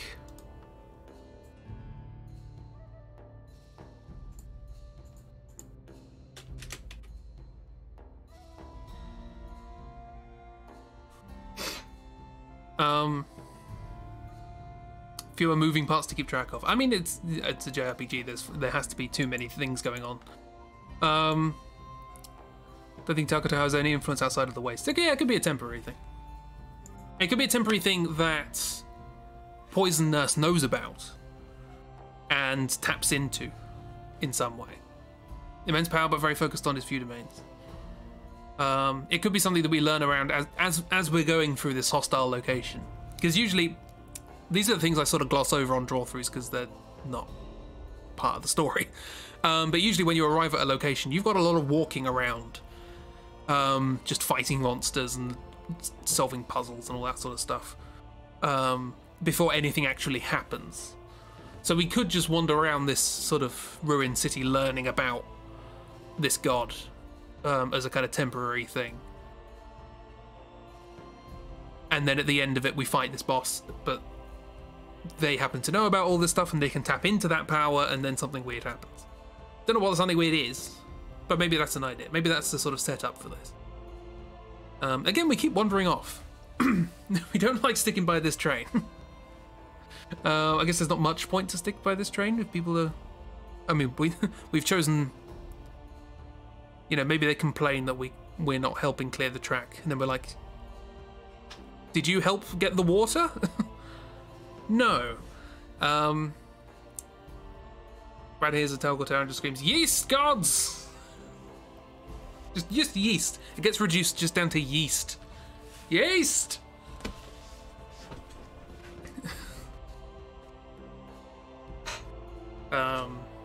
Yeast! And then one day it happens in a city. It's like, it was just walking around a city, Mo starts saying something. He's like, "Yeast!" And everyone just turns around and looks at him. It's like, what? You're confused and headachy, so you're just going along for the ride. The confusion is, I think, shared. Hopefully the headache clears. Okay, so what does this place look like? So there's... that happens, definitely. It becomes just a thing that, you know, a little bit of group shenanigans, but as soon as other people are around to hear it, it's suddenly like, oh yeah, that's a weird thing to say.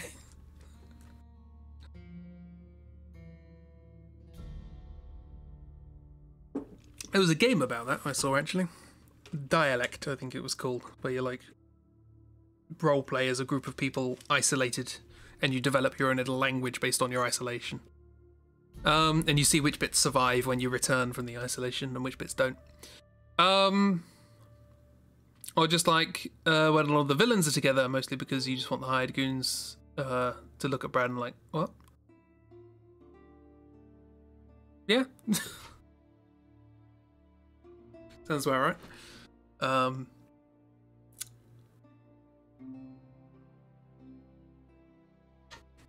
I'm struggling to think of something to draw that isn't just them looking at tablets again. Sounds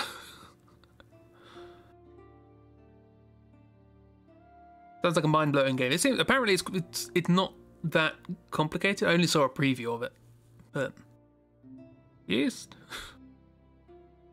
This boy has yeast on the brain. Gil turns around and says, "I find this offensive." Yeah, it's weird. I know in my head I can see what this sort of all looks like, but at the same time, I don't know what to draw. This is a draw through. Apparently the drawing is in there somewhere. So, okay, hang on. We start with, like, sort of ruined place. Sort of, I guess this is still in the wastes, this sort of sandy, snowy area. Sort of ruined buildings and stuff. Of a strange civilization with unusual architecture and all these sorts of things.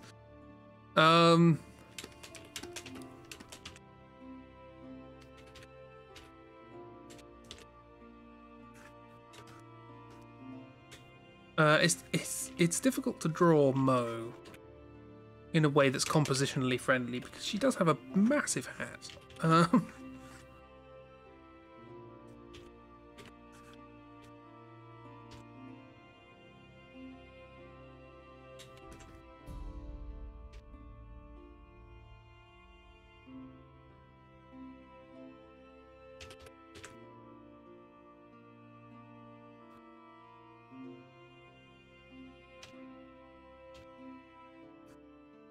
This might be the first stream where I come away from it and I have homework to do. And I'm like, okay, we have to design this boss and come up with what this mystical mumbo jumbo is.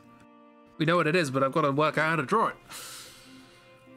Oh, the sidebar. Sorry, yes. What have we got? We have new dungeon. New dungeon. Plot boss. Yay, plot boss. Finally. And then, good old favourite, Mumbo Jumbo. And then one more that we have yet to reveal, which will be a surprise. Blink. Oh, that doesn't work. It's so new that it doesn't work. What's it called then? Let me sort this out. It streams, draw throughs, symbols, web stuff, OBS overlay. It's called Boss Plot, not Plot Boss.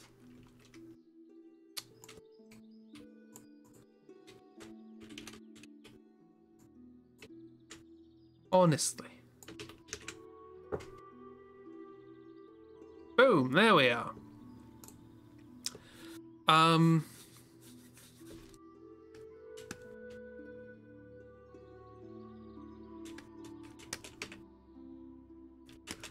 the plus side, the hat does cover a lot of the background that I don't have to draw.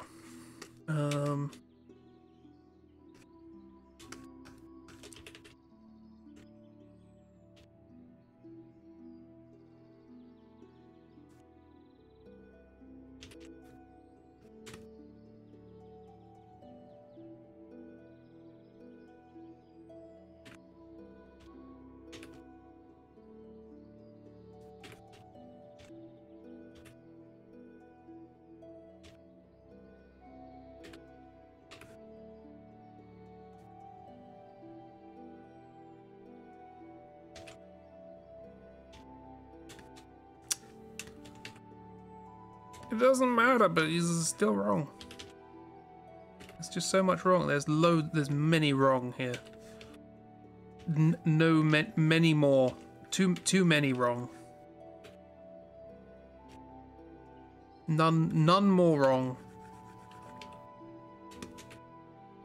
than all here.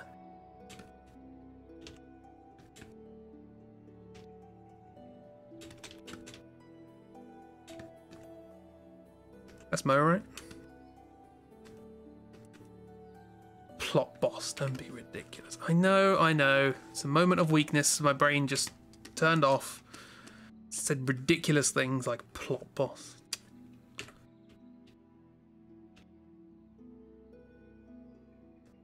Terrible, really. Should take these things more seriously. So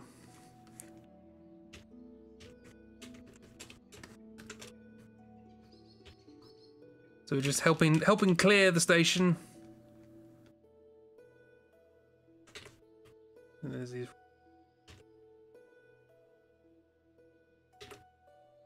Imagine these sort of circular buildings.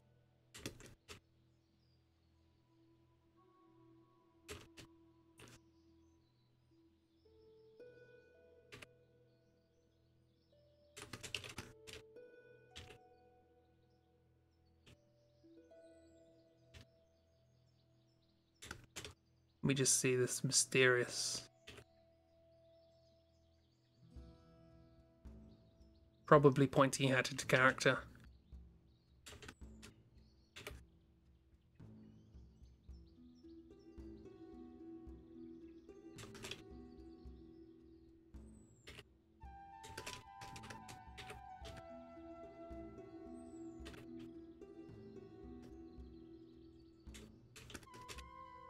Walking off into the distance.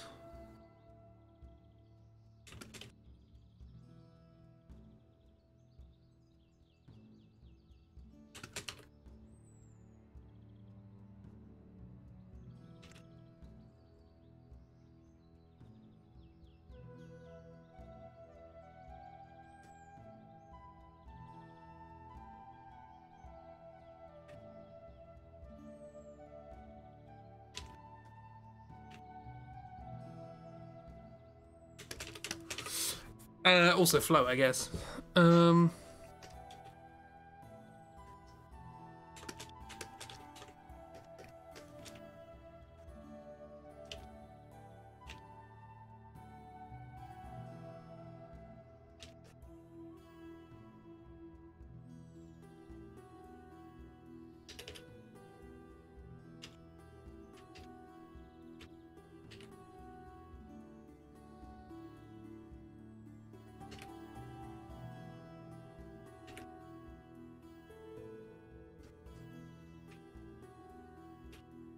Hey look, Flo did a thing.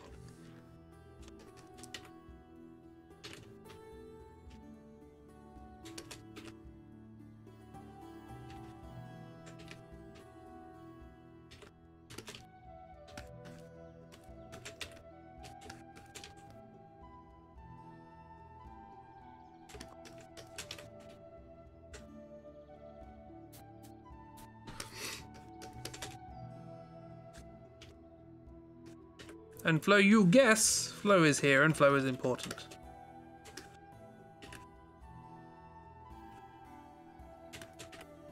Flo's done so much for the plot. At least as much as Gil.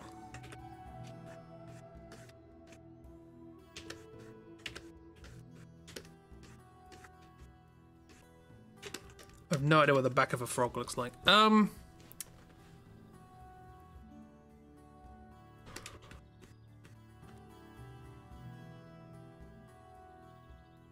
Right, okay, so we travel through this ruin. What do we learn? What do we learn about this culture and of what's their name? The god of exiles. The Flamadar. Fatang Bablang. Tal Kotal. Tal Katal Katital. Transcontinental Railway. 5 points, everyone. Oh my god, such a good photo. I imagine Flo feels like a character who we would occasionally get like close-up shots of during dialogue, and they just like roll their eyes. They're a little bit like Gromit. I imagine Flo's a bit like Gromit. So like, I am too good to be hanging around this human.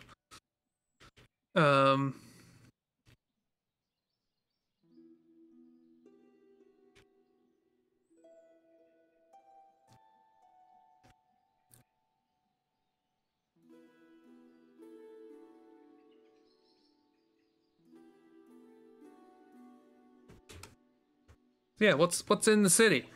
Are we learning lore? I don't know anything about the lore. Other people are talking about the lore. I'm just here to draw. No lore, only draw.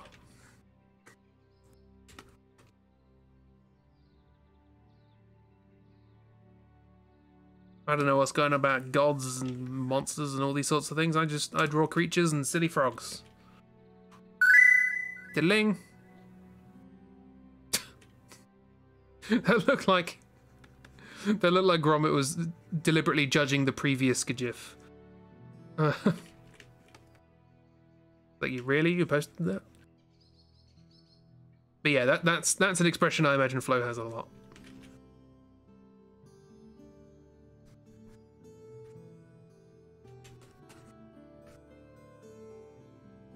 But she is also probably the one who's most worried about Mo at the moment.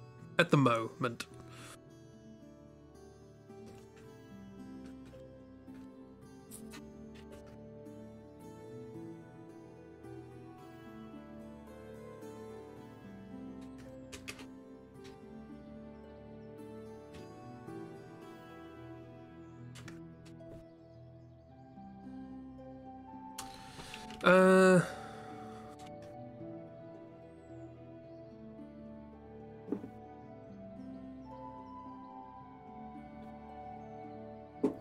I feel like if Flo wants to get Mo's attention, she either just sort of bashes on the brim of the hat, or if that doesn't work, pulls it up and lets it go so it thwacks into her face. The lore of the ruins, ancient and mysterious. Good for them. So we learn about the god. I guess we learn about Katang Fatal, Atal Tital, Tal Madal. Madal, Tatal, one of these days I'll learn. And I guess we learn about, fun fact, the ruins used to not be ruins. I love that in old films about ancient Greece and things like that. People are just walking around in ruins. Like, you kind of misunderstood what ruins are. Yeast gods! Actually, the most important thing we learned is that Tal-Kotal's power does not extend beyond the wastes. That we are in the wastes. Also, that probably Tal-Kotal deals in favors, and then boom bang, poison nurse shows up. Yeast! Cool. We learn those things. Is it time to design poison nurse? We have 10 minutes. I can do a draft, and then we can discuss later. This is an important character, I guess. So what do we want? Do we want some sort of not vaudeville, what's the word? Some sort of mask thing. What's it called?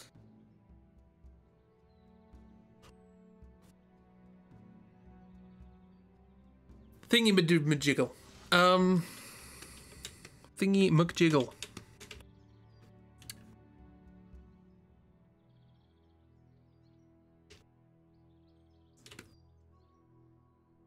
I'm liking the big collar from one of these pictures. Maybe Poison Nurse makes a favour with Tal-Kotal so that it will be harder for your party to escape the waste, something like that? Possibly. Maybe that's why the train stopped. There's more power for Poison Nurse as long as they're in the wastes. I feel like they've kind of got an in with a lot of powerful creatures, a lot of powerful beings. A lot of favours and a lot of... They've got connections. What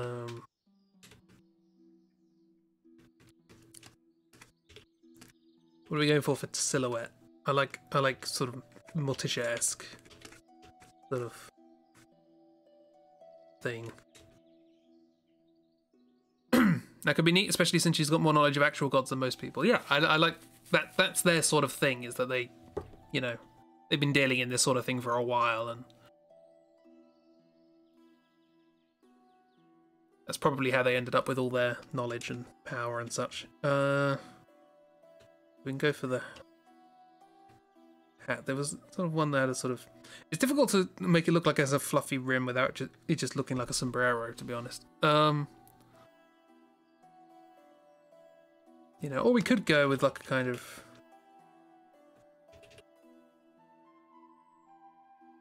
like a deliberate sort of up at the side sort of thing, down at the front.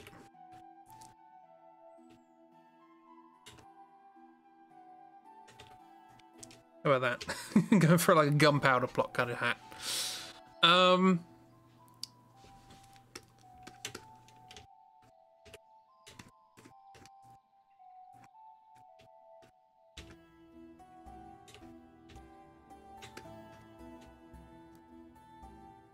A mask is always good for a villain, because then we can have a reveal later in the story.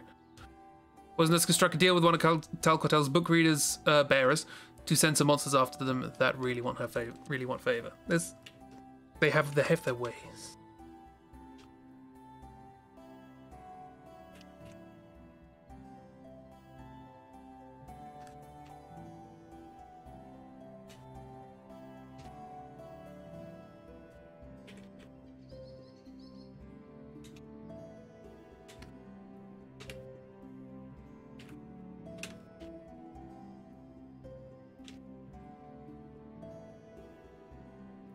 The idea that maybe it's a mask and it has like the patterns on the mask are sort of reminiscent of a beak, as it were, like the old Plague Doctor masks. But it's not quite. It doesn't have it, but it's just sort of indicative thereof. And just spirals and swirls and such.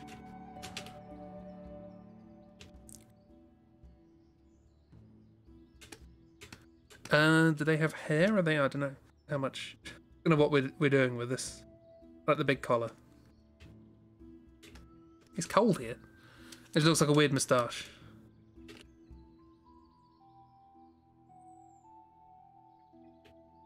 I mean, what is a beak but a strange moustache?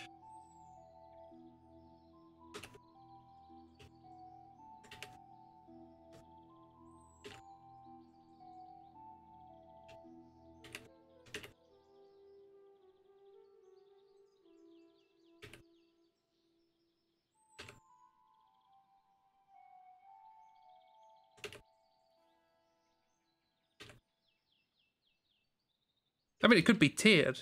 You know, there could actually be a sort of... This sticks out a little bit. Again, I'm just throwing around ideas.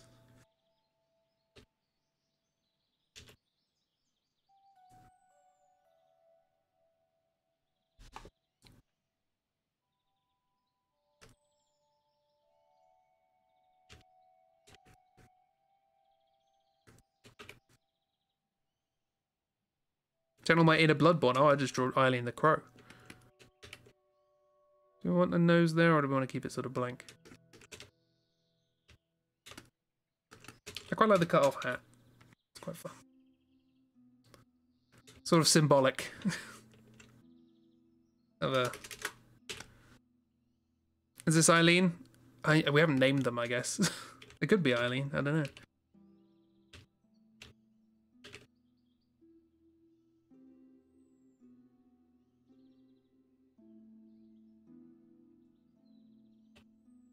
A very good villain needs a fluffy collar.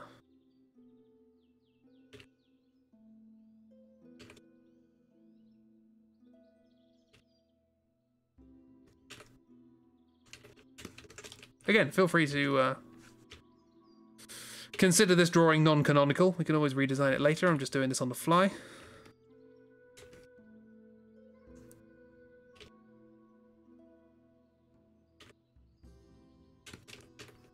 Hopefully about that shape. Sort of come in a bit more. Yeah, we'll work it out. Eileen the Frog. I mean, I could do a proper version of that drawing I put in Discord the other week, or whenever that was. You're bad at names, capital. So you haven't thought of one yet. How about Cecilia? Like any of the exiles, there are a lot of nasty people Poison Nurse could make deals with in the wastes. They have connections.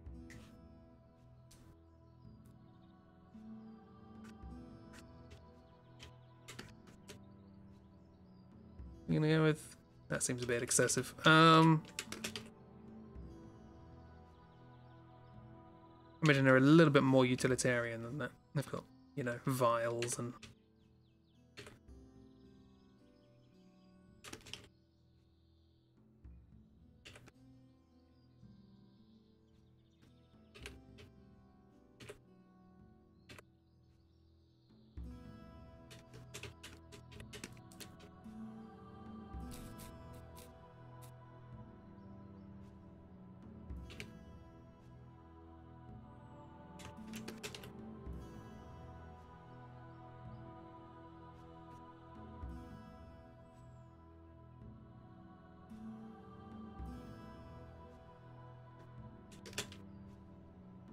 Wouldn't be Bloodborne without some sort of tattered cape.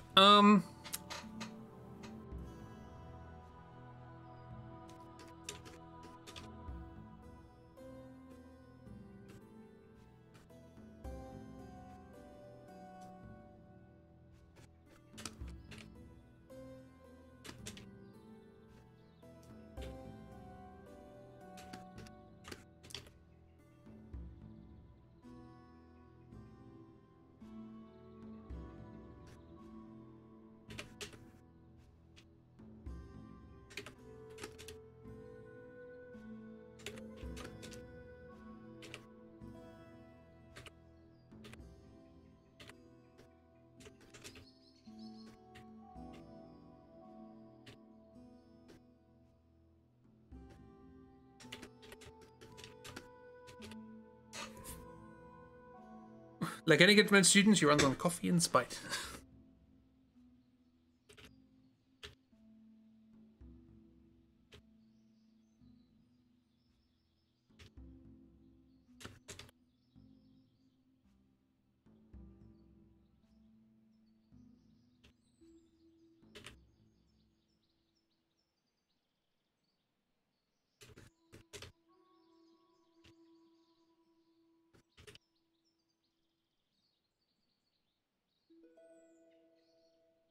Big boots.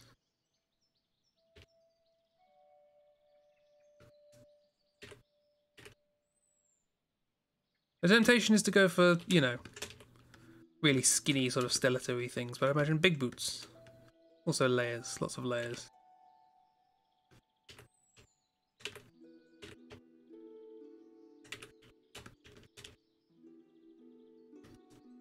I did go for very skinny here, didn't I? It's like skinnier than Jethro.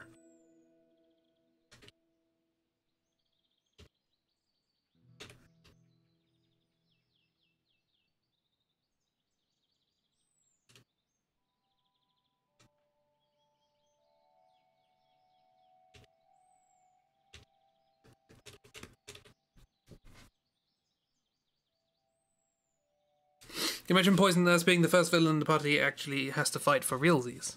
Oh yeah, the fight we had on the train wasn't really,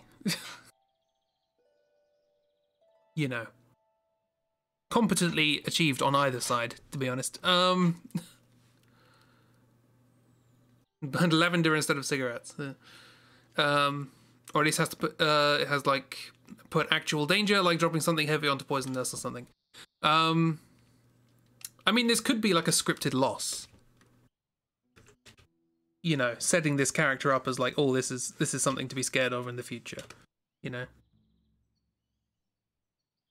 I mean, Wick is just dangerous to be around. You don't need to be in a fight to be worried about Wick. Your brain went to, what if this is Grigori's sibling, Grigori, idiot who makes fake potions, poisonous, actually capable and genuinely terrifying.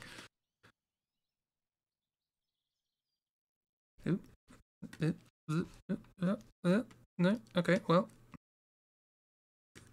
I think I'll take that as a sign to stop drawing because my stylus doesn't want to work anymore. Well, this is where we ended up. Feel free to improve or adapt on this design as time goes on over the course of the next week or so. Yeah, my tablet just decided, hey, no more drawing today. Common things in these kind of story scripted losses. I feel like that's nice. She's our Beatrice. Also both skinny as hell. I mean, I'm not against this being Grigori's sibling. Also the music has stopped. Great. Technological issues abound. Right, so feel free to do what you like with this. I don't know what I'm doing. I like the hat.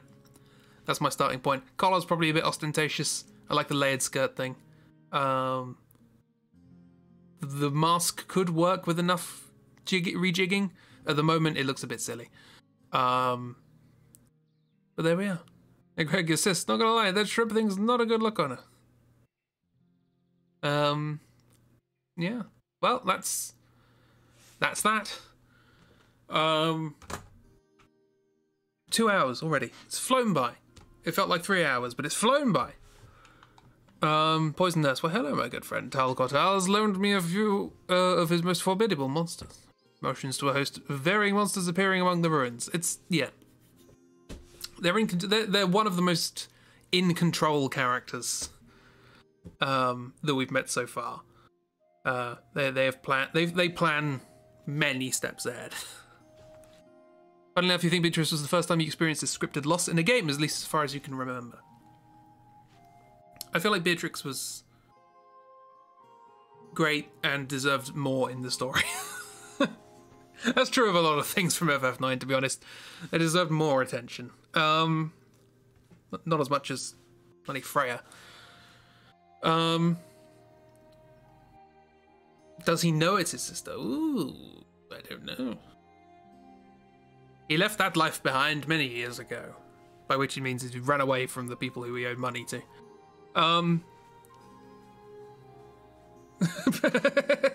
Yeah. Or maybe he does know, but he doesn't tell anyone.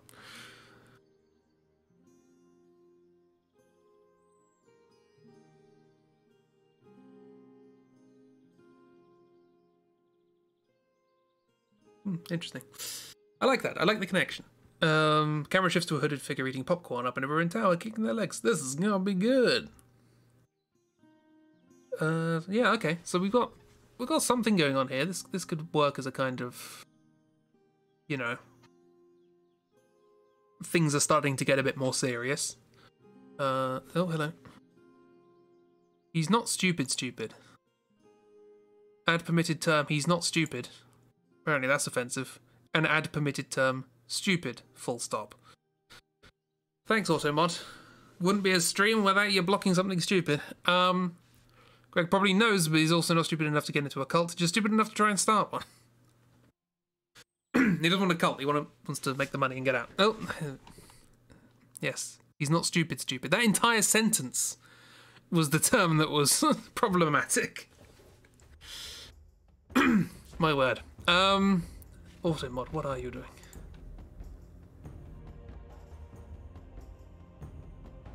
Also, the music keeps starting and stopping. We're 10 seconds into a thing and it's been playing for 2 minutes. Oh, no, I see. That was a different thing. YouTube's just being weird. No cults, just mlums. Mlums? Mlum. That's not even problematic. Literally saying he isn't stupid, that's the opposite of an insult. It's, yeah. Automod. Subtlety.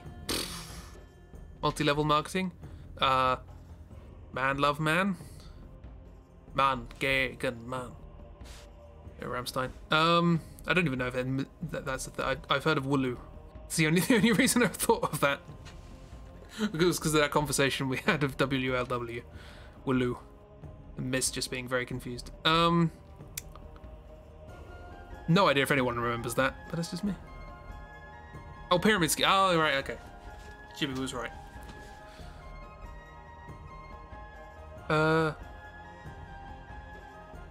Yeah. Stuff. Right, tomorrow. Studio mode, hop to Wednesday. Click the transition button, there it goes. Yeah. We're doing games. Shall I continue with weird atmospheric games? Or was that sufficiently dull that we'll do something different? I have a narrative game that might be quite fun. It's about characters and stuff. Where we play, I think we play a spy, maybe. Or a detective or something like that. It's not hard to confuse it. I mean, I'm struggling to think of a time in the last decade or so where I haven't been confused. If he isn't, sorry miss, I don't want to decide that for your character. I don't know. I feel like Grigori would just find it difficult to find any personal attachment to people because he's always suspicious that he's going to get found out. For whatever it is. Even if he's not done anything.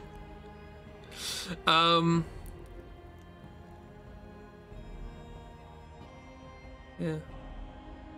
But that's why this is a collaborative thing. You know, in my head, this world didn't have magic. That didn't last long. So... yeah. I guess if you want me to, I can post a picture of the poison nurse in Thingy-Mabob. You might miss it. You're getting stabbed in the arm around stream time tomorrow. That sounds unpleasant. Hope you all have fun. Oh, show us the poison nurse.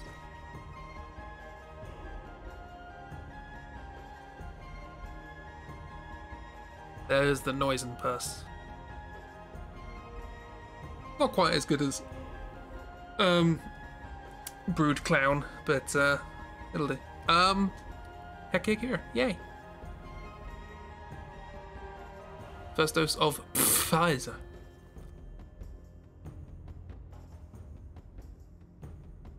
Gabe, on the other hand, is a simple person, kind, naive, ready at a moment's notice to enact the auto-mechanical revolution movement, or ARM for short. I can't remember who said it, but I love the idea. I think it might have been Ragdoll, who said that they're they're property of the company, but they think they're an employee. And that I think is just a wonderful idea of a character. It's like, they're convinced they're an employee, but no one's actually, you know, they are just property. Still long for the AstraZeneca, but Denmark just had to go and be stupid. Yeah, I mean, we had a news story here, which was, everything's going really, really well. We've just offered the vaccine to people at the age of 44. So, and you know, listen to people in America saying, I'm finally getting my second shot. It's like, it's gonna be like a year before I get mine. You're already at people age 44. I know, it feels weird to complain when I know there are parts of the world where they don't have anything. You know, we're not very good as a human race at looking after each other. Who would have thought? But, you know, there's the weird disparity of the internet. You always feel worse off. And then you look at somebody else and I'm like, oh, no, actually. I feel bad for not being as well off as this person. And now I feel bad that this person is worse off than me. I feel bad. Regardless of which way I'm facing, I feel bad. Every time a news story breaks about some stupid side effect of a vaccine, they keep stopping the vaccines. I know, it's weird.